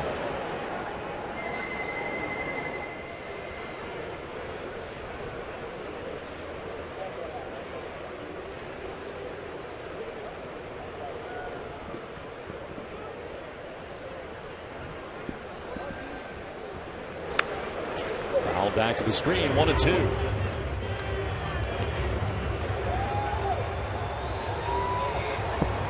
Bogaerts with a single to begin this inning. The sacrifice bunt by Blake Swihart as Bogaerts into scoring position.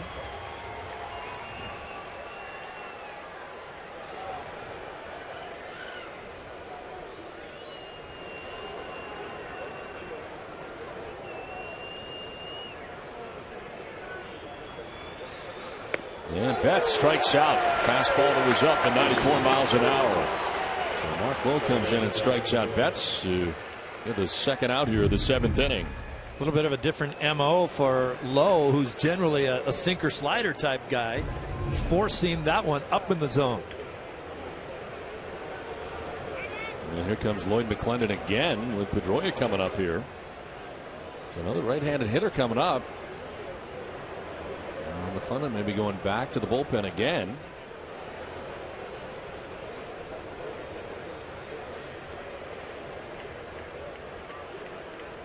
And so far has not made the move. This may be a strategic conversation more than anything else.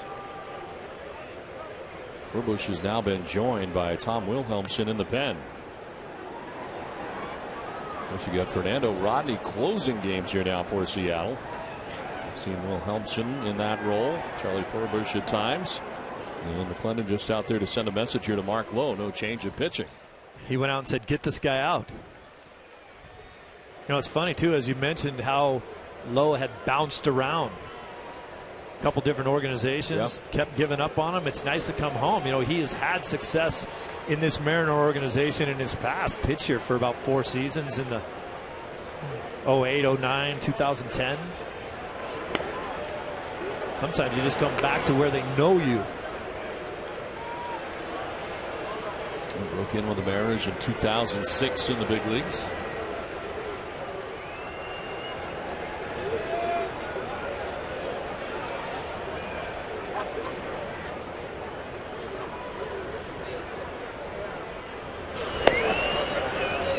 Strike called, 1-1 now to Pedroia. 0-for-3 night for Dustin. A chance here to put the Red Sox on top of the runner in scoring position, and 2 down here in the 7th inning. Pedroia still hasn't been able to barrel one up in tonight's ball game. His numbers with runners in scoring position this year have been ugly. High ball down the right field line. Morrison and Smith give chase, but it's into the crowd.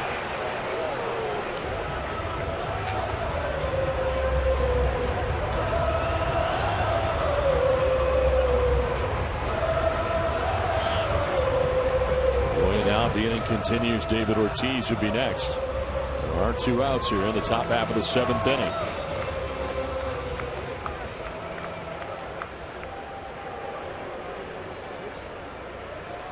There are those numbers we mentioned with runners in scoring position. Everybody knows that will change. It can't happen soon enough for Dustin. Chasing the fastball outside.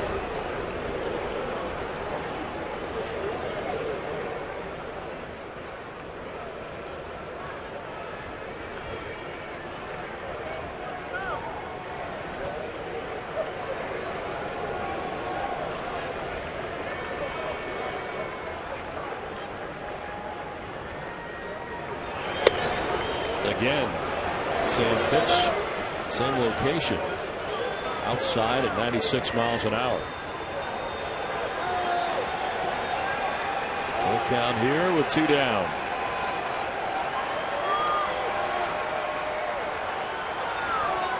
You know, if he tries to go up in the zone to Pedroia, you're coming into his wheelhouse. He likes the ball up. Stays away and walks him instead. Lloyd McClendon coming out now. That'll be it for Mark Lowe after the walk to Pedroia. So you got the lefty Furbush ready to go. You got David Ortiz coming up. The pitching change from Seattle with the game tied 1-1.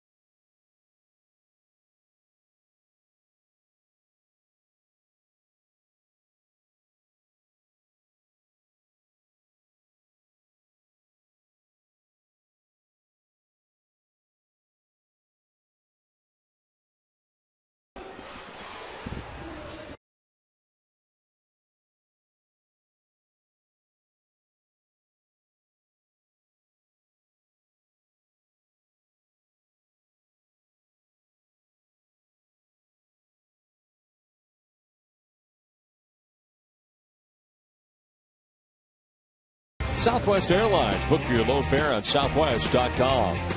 Your local Subaru dealers. Digital Federal Credit Union. See what DCU can save you. Infinity. Sullivan Tire and Auto Service. Thank you, New England, for 60 great years. And by the Kia Sorrento. Well, David Ortiz trying to come up here to change the score with the game at 1-1 with 2 outs here in the top of the 7th inning. The Seattle Mariners bring in South Portland, Maine native Charlie Furbush into the game. His 17th appearance, 0-1 with a 1.86 earned run average, 7 strikeouts to 3 walks. Opponent sitting at 147 against Furbush. This South Portland, Maine, played college baseball at St. Joseph's College before transferring to LSU. Originally a 4th round pick by the Tigers. And now with Seattle and has been a member of the Mariners since 2011. David Ortiz grounds one foul. Big spot here for David with 2 outs and 2 on in the 7th. Big shift to the right side as usual. David, if he can, just serve one to left. Let's see what kind of a left fielder Miller is. He's a former shortstop. You know he has a good arm, but does he have an outfield arm?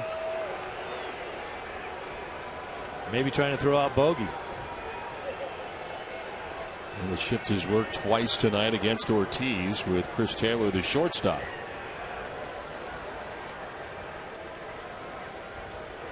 Runners go. Ortiz swings and sends it to center field. Ackley going back to make the catch. That will end the 7th inning as the Red Sox strand a pair. 7th inning stretch, 1-1.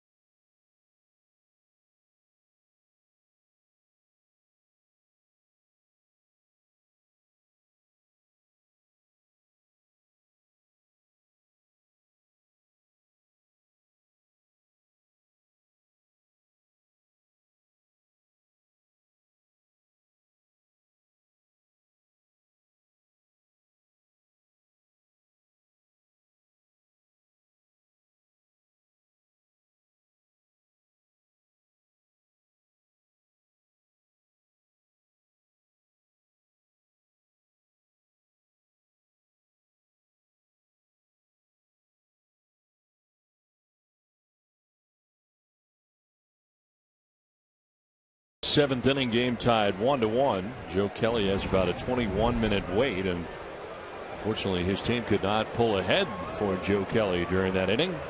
Remains 1-1 to the bottom of the 7th. Dustin Ackley leading it off here for Seattle.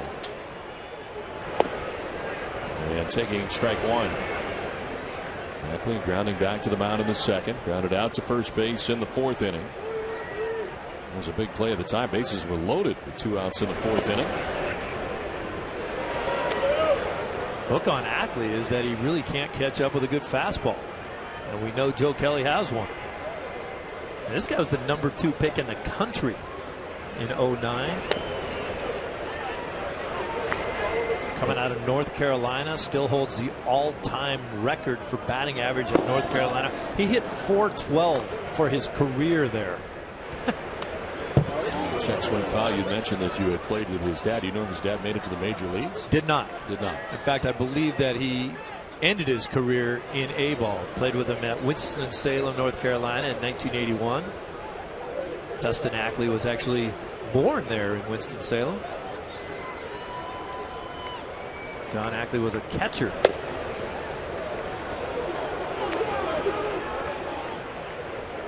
I don't think I hit 412 for a week. It's like Bugs Bunny numbers, isn't it?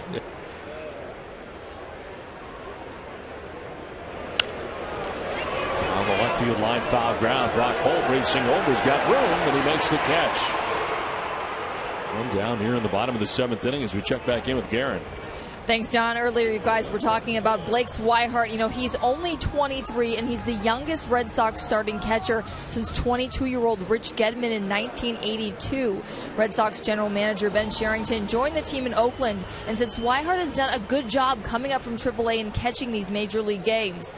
Don Steve Cherington also said Swihart is focused on defense and the pitcher first, and he's getting a lot out of this experience. That is the tough part of it. You come up here and, you know, you like to do well offensively, but first things first. Yeah, I think you and I both agree that he's done an admirable job back there. Everyone said he's not a really good catcher. He's not ready to be in the big leagues. He's done fine sitting back there. And it actually has been his offense that has struggled so far. Everyone says, hey, he's going to hit. He's a hitter. He is very quiet and still at the plate. He waits a long time. He sees the ball a long time before he makes a move. Old school throwback guy, no batting gloves, spits on his hands and says, let's go. Chris Taylor 0 for 2 in the game. He's grounded out to shortstop twice. Joe Kelly falling behind 3-0. And pours the strike right down the middle. This is not the guy you want to be walking, hitting a $150.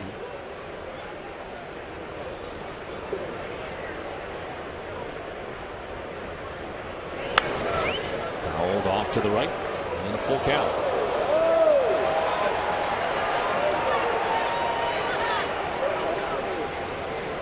Joe Kelly with now 91 pitches into the game, into the 7th inning. He has looked good tonight.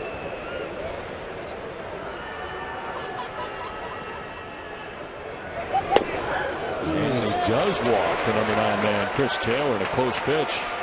Third walk given up by Joe Kelly. Ace Ticket, the official Red Sox ticket partner, has the best seats at the lowest prices to all the games at Fenway, all the 200% guaranteed. And now Ace Ticket has special savings on all Red Sox games, including the Yankees. Visit Ace Ticket or call 1-800-MY-SEATS. Well, John Farrell going to make a change here with one out in the 7th inning, a walk to Taylor.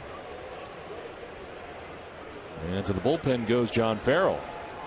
So Tommy Lane's going to come in to face Seth Smith when we come back. Game tied 1-1.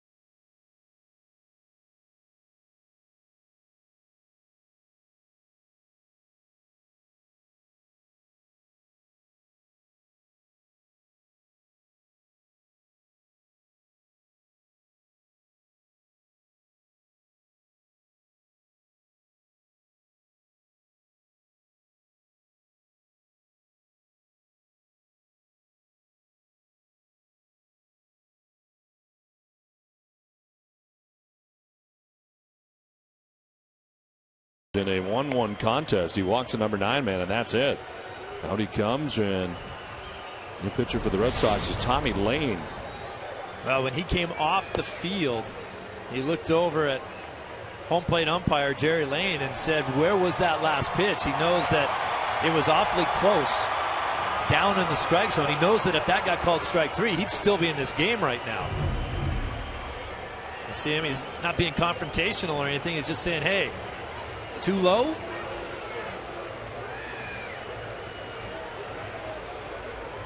Gets the confirmation from Lane, but you know, it's tough when you know that when you get into that 7th inning, if you get in any trouble, you're probably out of the game. But if you get the strikeout right there, he's still pitching.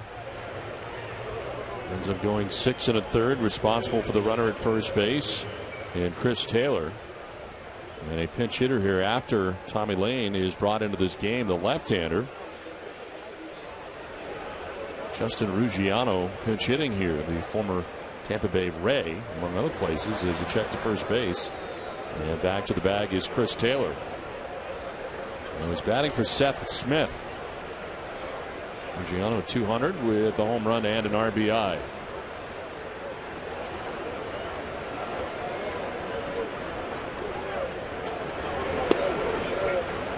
And take strike 1 from Tommy Lane.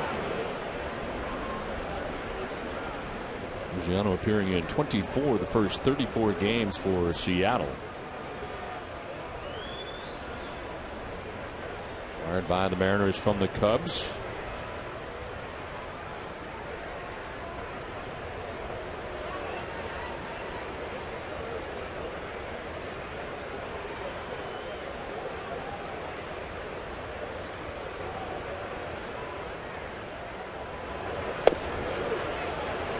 Good pitch right there. More action for the Red Sox in the pen. Matt Barnes up.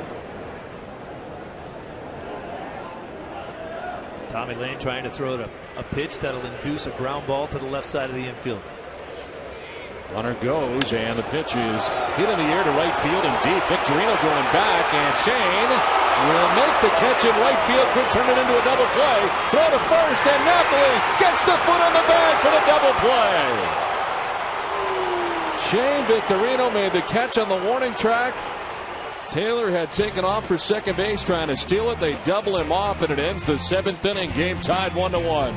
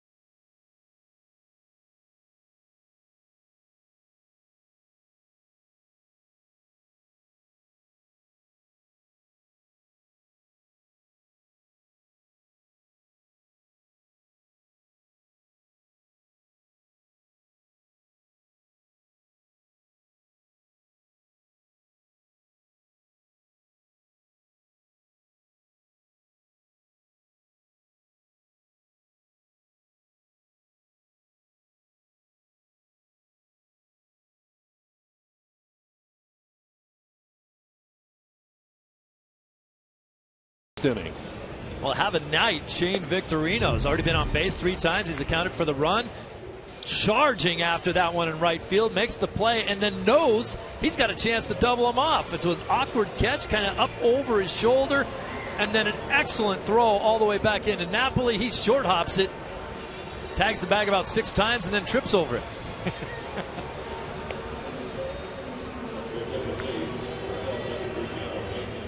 So the double play to end last inning. It's a fantastic play all the way around by Victorino.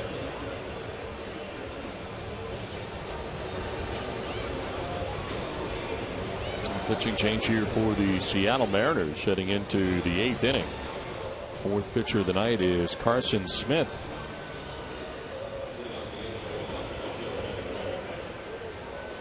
And the new right fielder is Justin Ruggiano, who had pinch hit for Seth Smith. And he stays in the game in right for Smith. Here is Carson Smith, the new pitcher. 4th pitcher of the night for Seattle. 17th appearance of the year. 1-2, the 1.15 earned run average. 15 2/3 innings. He's got 19 strikeouts, and opponent's inning at just 109 against Smith. Hanley Ramirez to lead it off here in the 8th inning. Hanley 3 for 3. As he takes strike 1. 2 scoreless innings last time out for Carson Smith.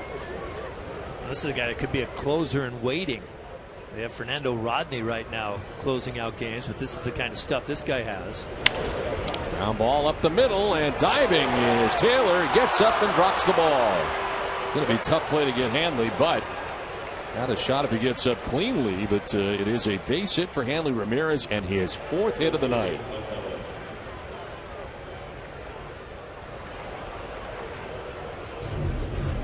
Well, Hanley's getting his hits. We talked about it before. I don't think he's anywhere near locked in, but a 4-hit night will help you.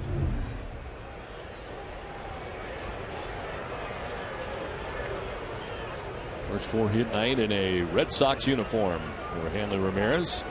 And here's Mike Napoli, who's had a tough night at the plate. He struck out twice, grounded into a double play.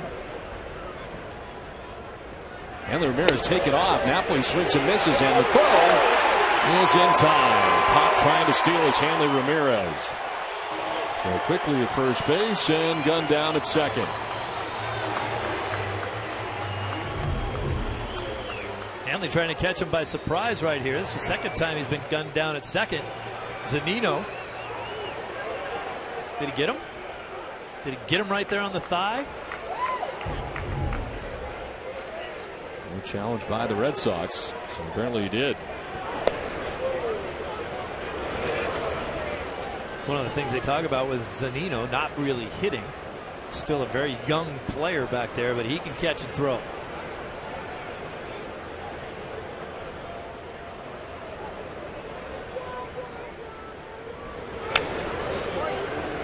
Down 1-2. You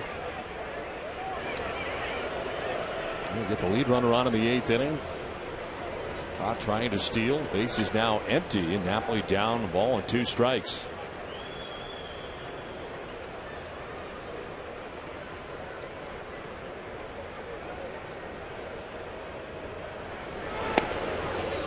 Hanley was involved in a similar play there in the second inning where the ball kicked away from Zunino. He tried to go to second. He got caught. Then Napoli struck out, and then Victorino and Brock Holt with consecutive base hits could have changed the face of that inning. In there for strike 3. Napoli knew it. Takes with him his 3rd strikeout of the night. 2 down. Well, tomorrow night at 9, don't miss Red Sox first pitch presented by Joseph Abboud, available at Men's Warehouse. Adam and Jim Rice will have highlights from around the majors. 2 down here in the 8th, and it brings up Shane Victorino. He's had a good night defensively and offensively for that matter. Single, and has provided the Red Sox run with a solo shot in the 4th inning and walked his last time up.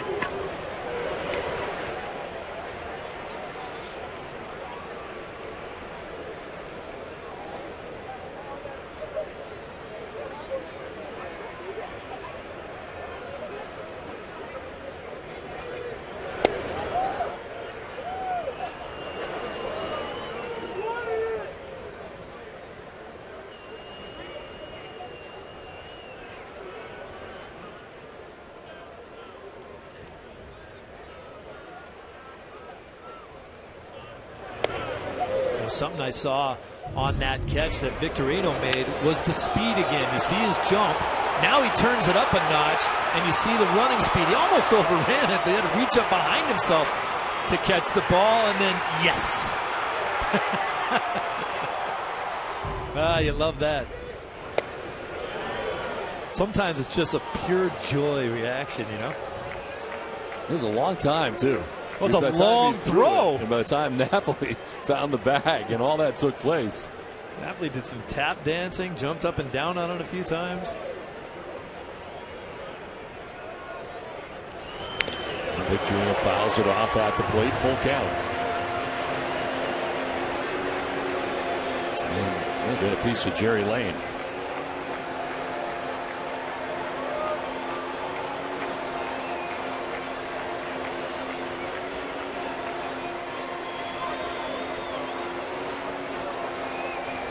Taking a little extra time for himself here with 2 down in the inning.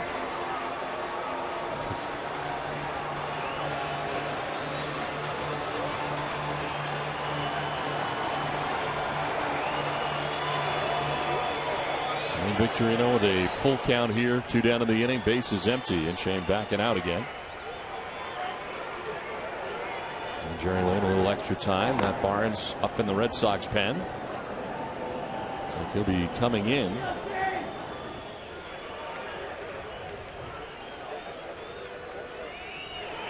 Victorino will strike out. He goes looking. The Red Sox gone on the top of the 8th in a 1-1 game from Seattle.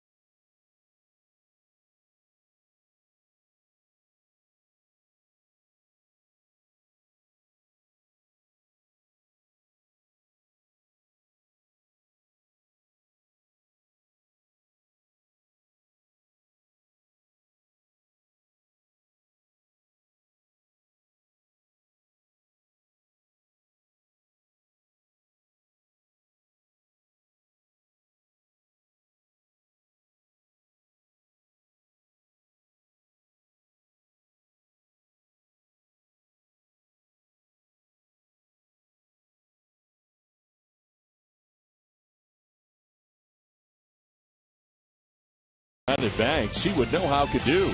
Jameson and Gary will have complete post-game coverage from tonight's game in Seattle and the latest on Tom Brady's suspension. Well, as Tommy Lane was getting ready here to pitch the 8th inning, the introduction of a pinch hitter in Ricky Weeks was announced. So John Farrell out there to make the change as Matt Barnes will be coming into this game. 1-1 the score here.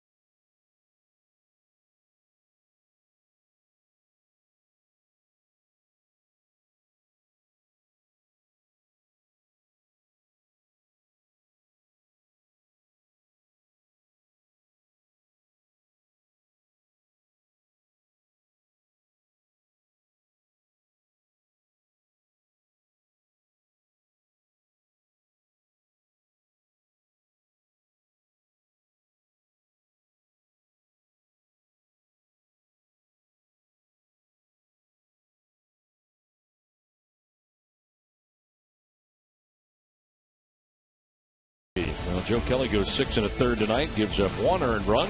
Will not be part of the decision in this game. Pitched very well tonight for the Red Sox. Elias pitching for Seattle pitched well. He went 6 1/3, gave up a home run to Shane Victorino. It's been a 4-hit night for Hanley Ramirez, and the Red Sox lone run from Shane Victorino on the home run. New pitcher for the Red Sox into the game is Matt Barnes. He becomes the 3rd arm used tonight by John Farrell. And of course, the Red Sox have seen Jamal Weeks a lot during the spring and in the organization, and it's going to be Ricky Weeks who comes up, his brother, here to pinch hit against Barnes. 4th appearance for Matt Barnes. 1-0 with a 1.69 earned run average. Just fresh off his first major league win. That was in Oakland against the A's. It was in the 11th inning game on Monday, in which he worked 2 scoreless innings, the 10th and 11th innings, retiring 6 of the 7 batters that he faced.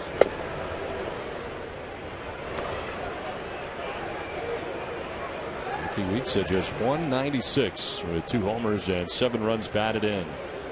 10-year big leaguer, played his entire career in Milwaukee until coming here to Seattle. Still just 32 years old. Seems like he's been playing for about 30 years, doesn't it? Yes. Gosh, a long time. This guy was an impact player for a while. And closer for the Mariners is up, Fernando Rodney.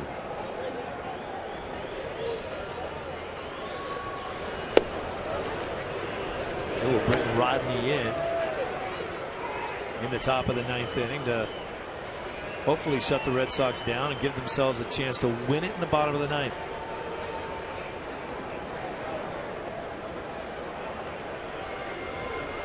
A 1-2 pitch coming up to Ricky Weeks. And a grounder. Barnes back to play it.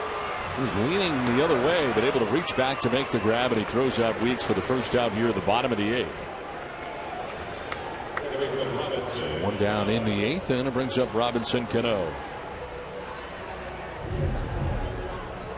Momentum taking him the other way, but just reaching back to grab that, and it was up high in the air to him. So yep, nice easy play back for him. Boy, what a nice luxury to have now here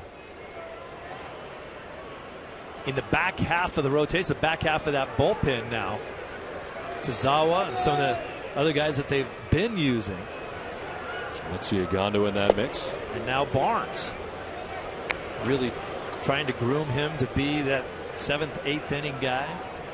There's some people that wondered whether or not, because he was starting in Pawtucket, whether or not he would be a viable option for Sunday. But the Red Sox are really committed to having him in this role, late in games as a reliever. They do not want to mess with that kind of development, apparently. Yeah, and it makes sense if that's what you got him up here to do, if that's what your game plan is for him.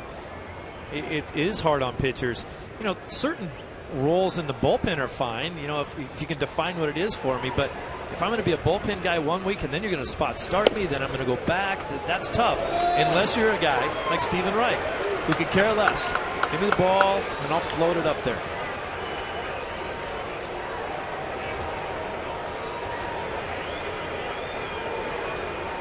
To Robinson Cano. So he gets a green light. He takes the strike, 3-1. Wishes he had the green light. The Sox in the shift here, and they have switched.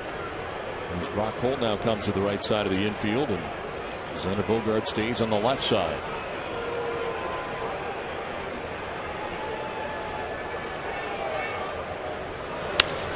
Cano swings and lifts it down the left field line. Hanley Ramirez isn't going to get there, and it lands foul.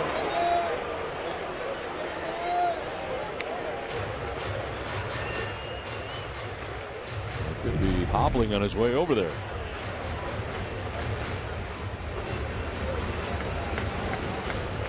He tries to slow down there. You see the way the wall juts out. He wasn't sure how close he'd be to that. He's already had an ugly collision with a wall. So another chance here for Cano. A full count, 3-2. Sometimes when Hanley walks, you're not sure if he's limping or styling, On the ground and into center field. Robinson Cano, the one-out base hit here in the bottom of the 8th inning. We'll give Nelson Cruz a chance now.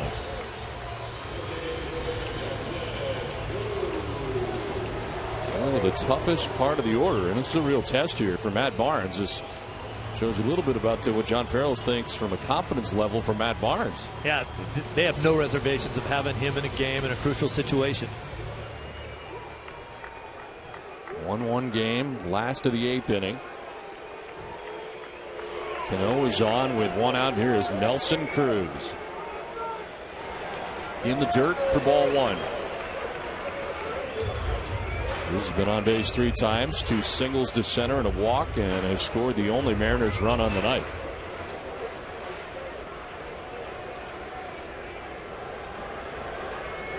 If you can keep the ball on the ground with Cruz, you're happy. Once he starts getting some lift on it, you're in trouble.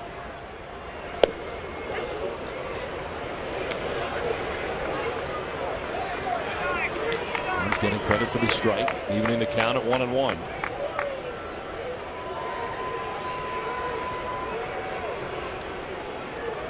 Napoli holding on Cano at first.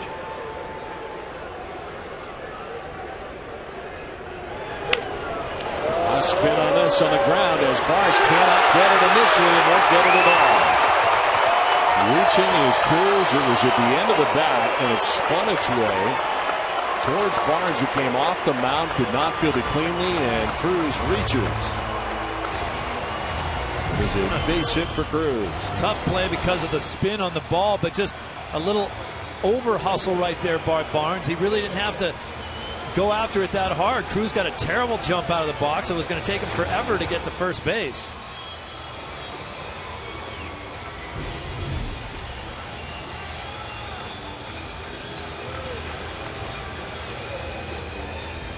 Now for the Mariners, runners at first and second. The potential go-ahead run in scoring position with one out here in the 8th inning. And Kyle Seager, the batter.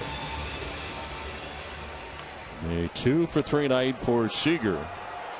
Single to left, single to right.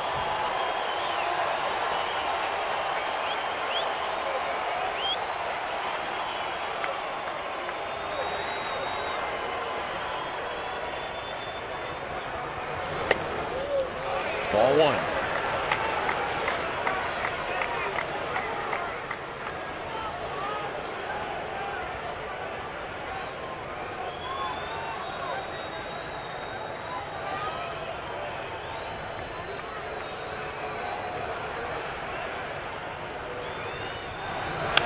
On the ground towards shortstop, could be 2 to second for 1, on to first. It is 2. Double play ends the bottom of the 8th inning and the threat for the Mariners. 1-1 to the 9th.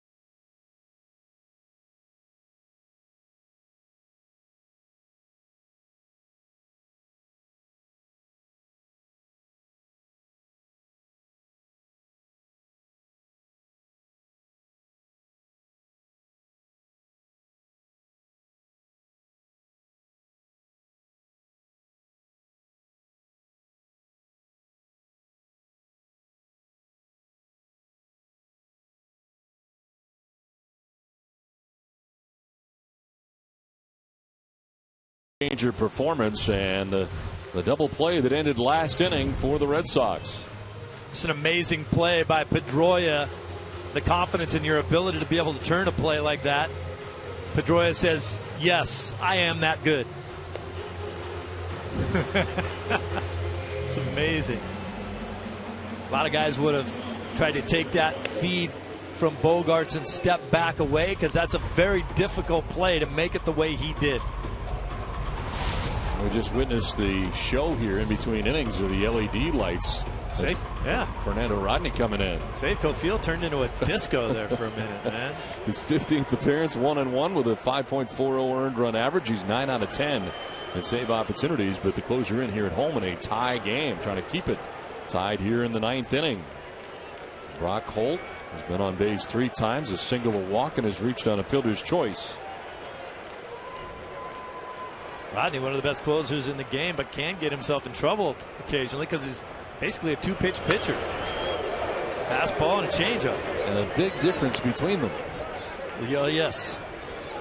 A lot of times you see guys be a little closer in range than Fernando Rodney is. That's his differential. It's either fast or like reverse. He's converted 30 of his last 31 opportunities. And 142 saves since 2012. Second most to Major League Baseball, only behind Greg Kimbrell. Now the San Diego Padres was here last night with the Padres taking on the Seattle Mariners. Former Atlanta Braves closer. 1-1. And a liner to left field. And is going to get in for a hit. Weeks cuts it off. Trying for 2 is Holt. Throw to second is wild up over everybody. The cutoff man, the man at second, everybody. And it is a leadoff double for Brock Holt to begin things in the top of the 9th inning. You know, that's one thing and one thing only right there by Brock Holt. Understanding who's in the game. I mean, this is the thing where Weeks comes into the game as a pinch hitter and he stays in the game in left field, and Holt's saying, I can take advantage of that. He doesn't go on this play if it's anybody else in left. Excellent. Look where this throw goes. Airmailed. And that's why Holt went. He's like, what, this guy's going to throw me out? That wasn't even close to anybody. Backed up by the first baseman. Fortunately for Weeks, he was just going to fire it back somewhere near the infield and see what happens. A double for Holt to begin things in the 9th. And now Xander Bogaerts, 1 for 3. Xander is showing bunt and offering at it for strike 1.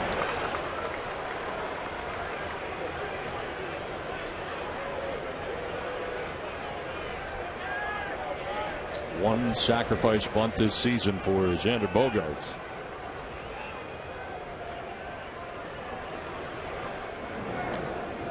Rehara, the Red Sox closer, now starting to warm.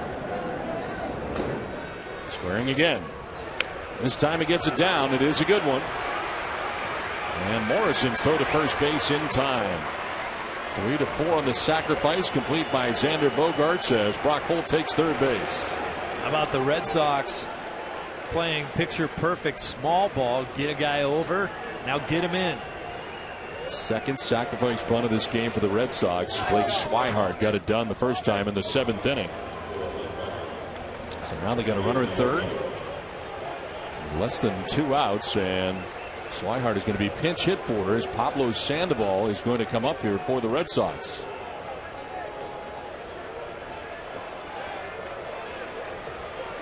Swihart had been 0 for 2 with that sacrifice bunt, but it'll be the Panda coming up.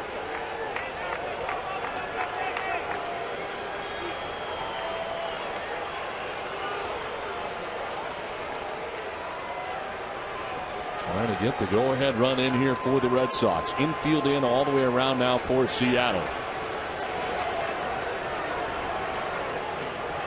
Outfield relatively deep, and they're moving the center fielder and left fielder over towards the line, and center fielder into left center for Sandoval to go the other way. Sandoval hitting 3-0. It's hit with the first pitch, a 97-mile-an-hour fastball from Fernando Rodney.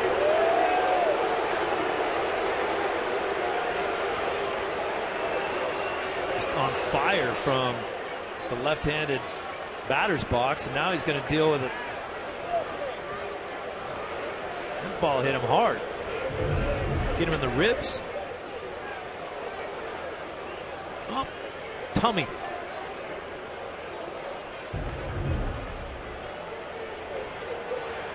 So Sandoval down to first base. Hit in the kitchen area. Hey, you don't say that very often in baseball, really. Where'd it get hit? Where'd it hit me in the tummy? Some guys just don't really have one. He does. First and third with one out. And Mookie Betts now the chance. Now the double play possibilities. The Mariners' middle infield moves back to double play depth. They're going to have to make a decision.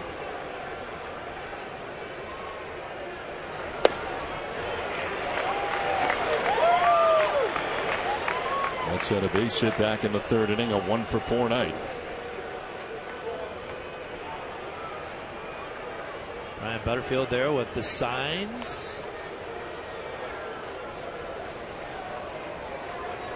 Possible squeeze opportunity. Outside, a ball, 1-1.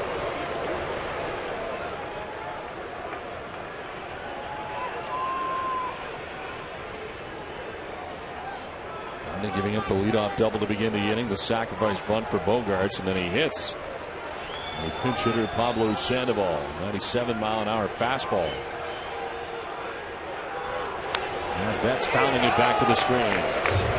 Change at that time, 1-2. You see the difference there from 97 to 84 on the changeup.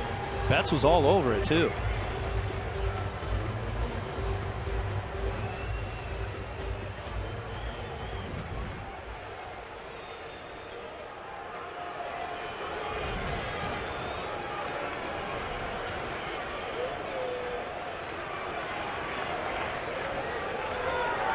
Betts lines it foul. We'll do it again, 1-2. You see Mookie Betts come to the plate before he jumps in the box. He always draws something in the dirt. He draws a cross in the dirt and the initials EC for his grandmother, Etta Collins, and also one of his best friends growing up, a friend of his mother's, Earl Carter.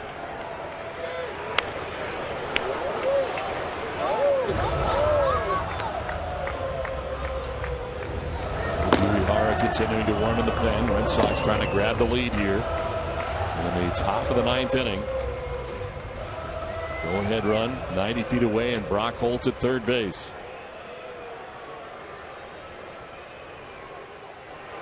Holt at third, Sandoval at first.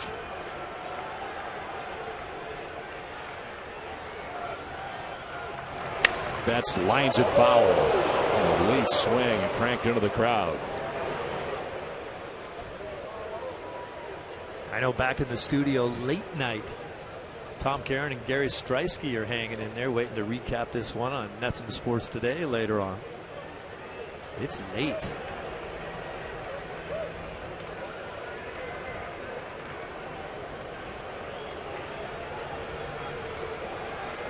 The 1-2 pitch.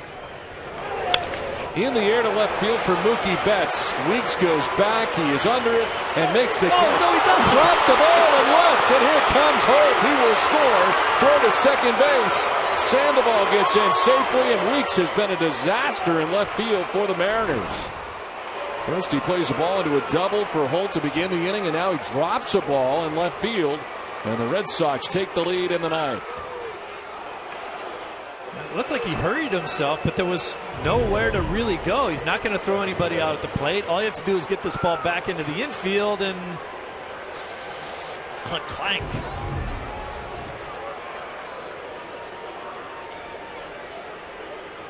So it is an error charge to the left fielder. Sacrifice fly and an error charge to Weeks. Red Sox have taken the lead and now looking for more.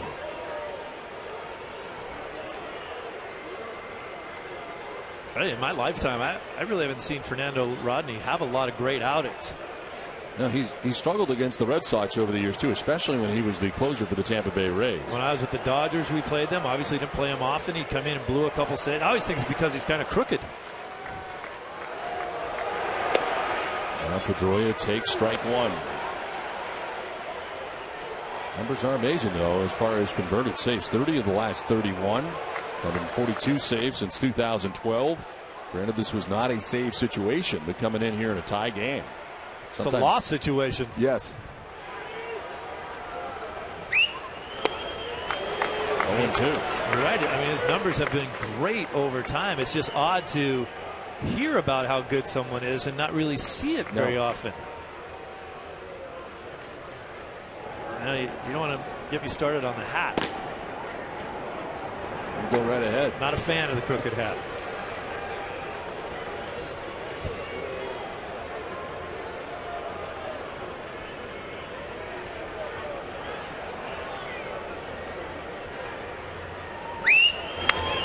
Foul back and out of play.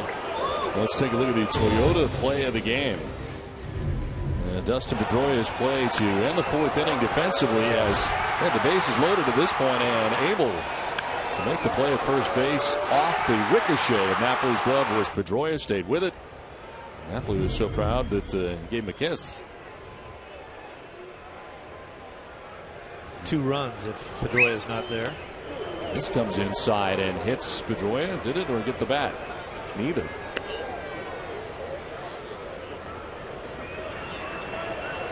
And right up and in on Pedroia. Well, he got the bat. 0-2. It's a little jam shot running up in on the hands. Does make contact with the bat.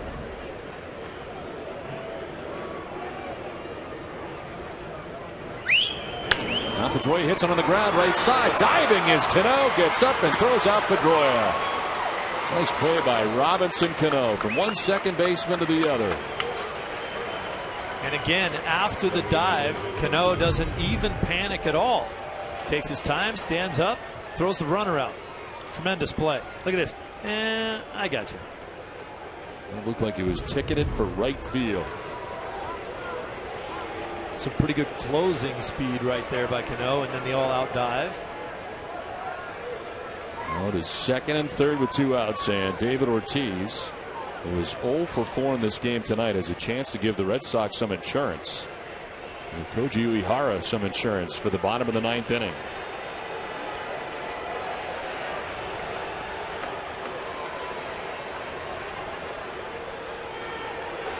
And Ortiz almost gets hit.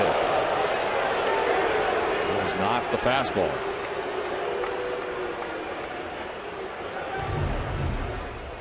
How about this pitch? I guess that was a changeup. I kind of thought he was inventing pitches out there. I was like, it looked like a breaking ball, and I was like, he doesn't throw one. Had that been of the 97-mile-an-hour variety, Ortiz would not have been out of the way. That would have been a broken kneecap. It's 2-0 now.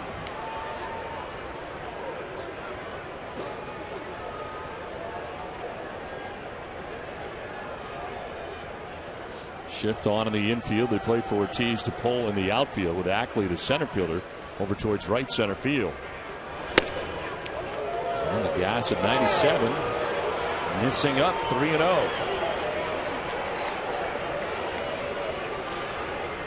Red Sox pulled ahead with a run here in the 9th.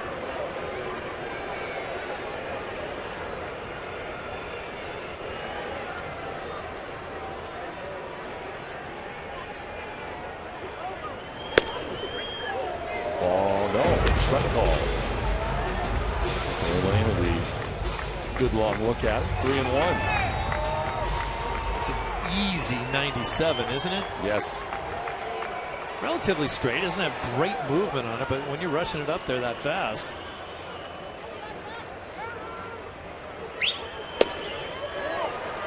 Ball 4. Ortiz down to first base.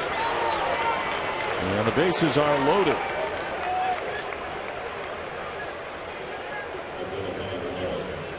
Bases filled with Red Sox. Hanley Ramirez coming up.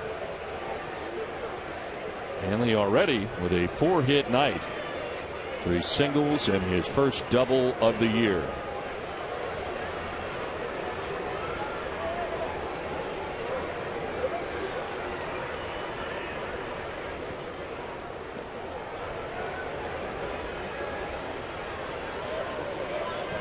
Oh, you'd love to see him barrel one up here. Well, Rodney calling out Zunino, the catcher. Let's get a look at these 4 hits tonight for Hanley Ramirez. Just a little swing and dribbler right there in the first, but then his next at bat drills one to left field. I think slicing into right center field for the double. And a bouncer up the middle. Can't make the play, and everybody's safe. See what happens here. Bases loaded, 2 down. And a swing and a miss. The changeup. And Ramirez fooled on the pitch.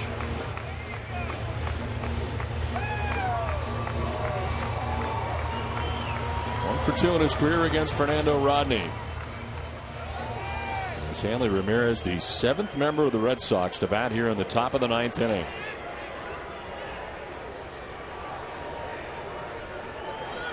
Ramirez on the ground and just foul.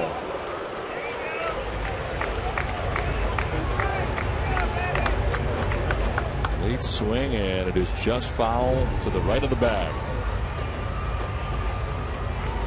Now, I understand when a closer comes into a ballgame and it's not a save situation, sometimes they're not the same guy, but I don't buy it in this situation. This is a tie game when he comes in. If you don't have the juices flowing then, it would make no sense. Should have the same adrenaline rush in the situation he came in tonight as if it was a save situation.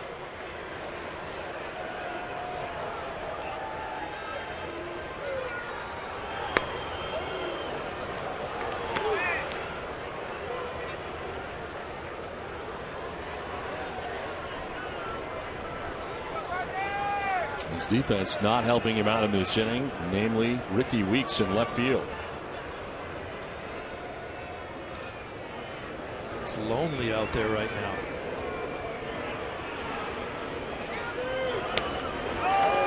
Inside, 2-2.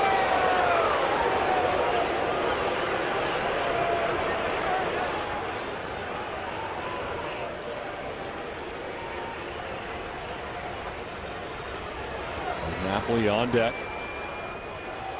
But there are 2 outs here in the 9th inning.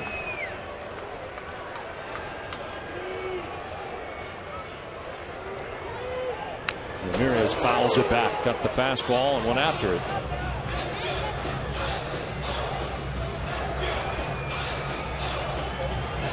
Getting awfully close to Koji time.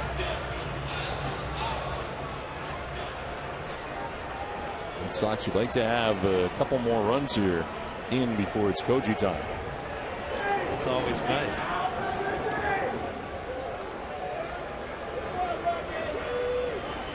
Ramirez grounds it foul. We'll do it again. Hanging tough here. We'll see a 7th pitch from Fernando Rodney.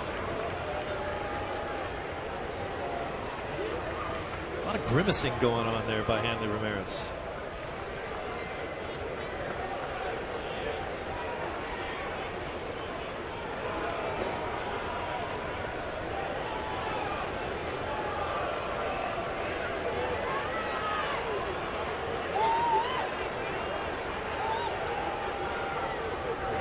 Ramirez out ahead of this.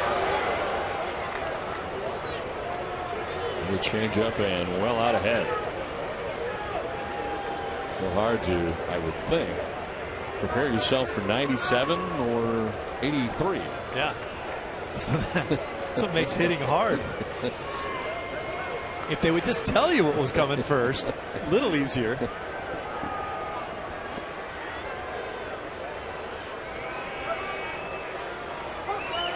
Now Ramirez gets one in on the thumbs and pops it up. Seager in foul ground puts it away. Red Sox have pulled ahead. We go to the bottom of the 9th inning. It's Koji time in Seattle.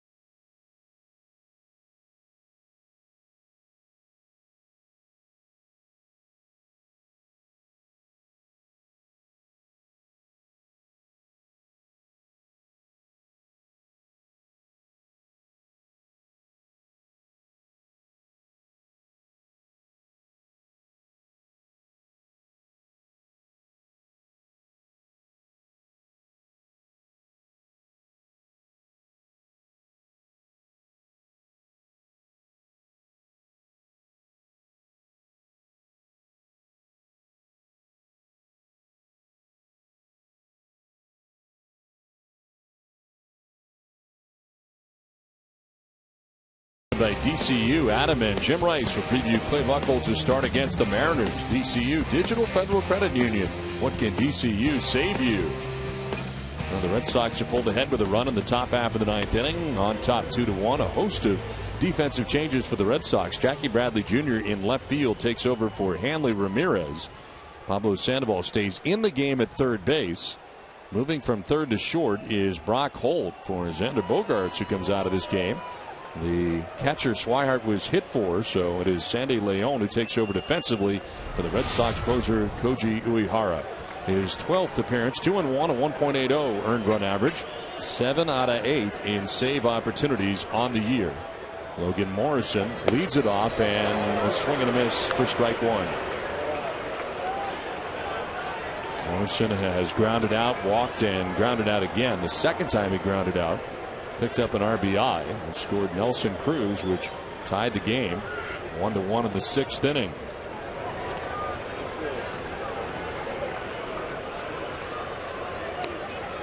And now Matt Barnes, the pitcher of record for the Red Sox, to win his second game of this road trip.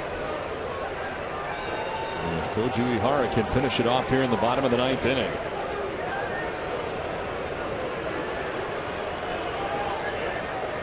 Here comes a 1-1 split, and it is grounded foul outside of first. Koji actually hoping that one stayed fair. Easy play for Knapp.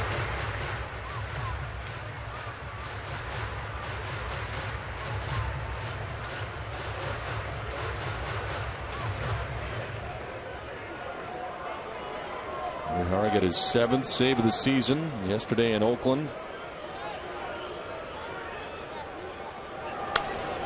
Fly ball in the shallow left center field. Jackie Bradley Jr. coming in to make the catch for the first out of the bottom of the ninth inning. About the defensive outfield that you show in this big outfield in Seattle. A lot of speed with JBJ and then Mookie Betts and Victorino around and right. Don Orsillo, Steve Lyons, Garen Austin coming to you from Safeco Field in Seattle. Game 1 of a 4-game series. That's Zunino taking a pitch inside. Mariners catcher 0 for 3 in the game. Grounded out in the second, struck out in the fourth, struck out again in the sixth inning. Zunino does have big time pop, and he's going to be looking to lift and separate here. 5 home runs on the year for Zunino coming in. Pops it up right side of the infield. Pedroia calling and catching out number 2 of the ninth inning. Well, Bob's Discount Furniture is going to bat for the Jimmy Fund once again. Bob will donate $1,000 to the Jimmy Fund for every game saved this season. Everybody saves at Bob's. Bob's Discount Furniture, quality, choice, and value. Learn more at mybobs.com. 2 down for Dustin Ackley. 0 for 3 in the game.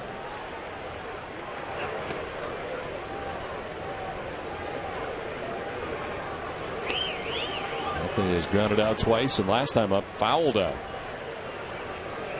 Remember we talked earlier about Dustin Ackley sort of having a slider speed bat. He has trouble with a good fastball. Koji doesn't have an overpowering fastball.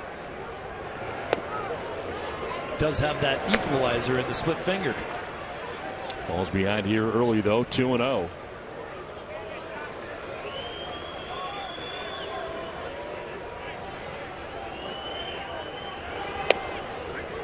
There's a strike grab in the outside corner. Ackley did not appear to be enamored with the call. Chris Taylor, the shortstop, on deck. Strike 2.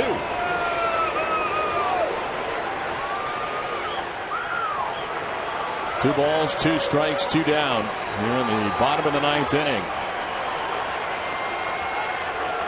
And we'll try to finish it on a splitter. And Ackley, it's a number in front of the plate. Leon's got it, and the Red Sox win.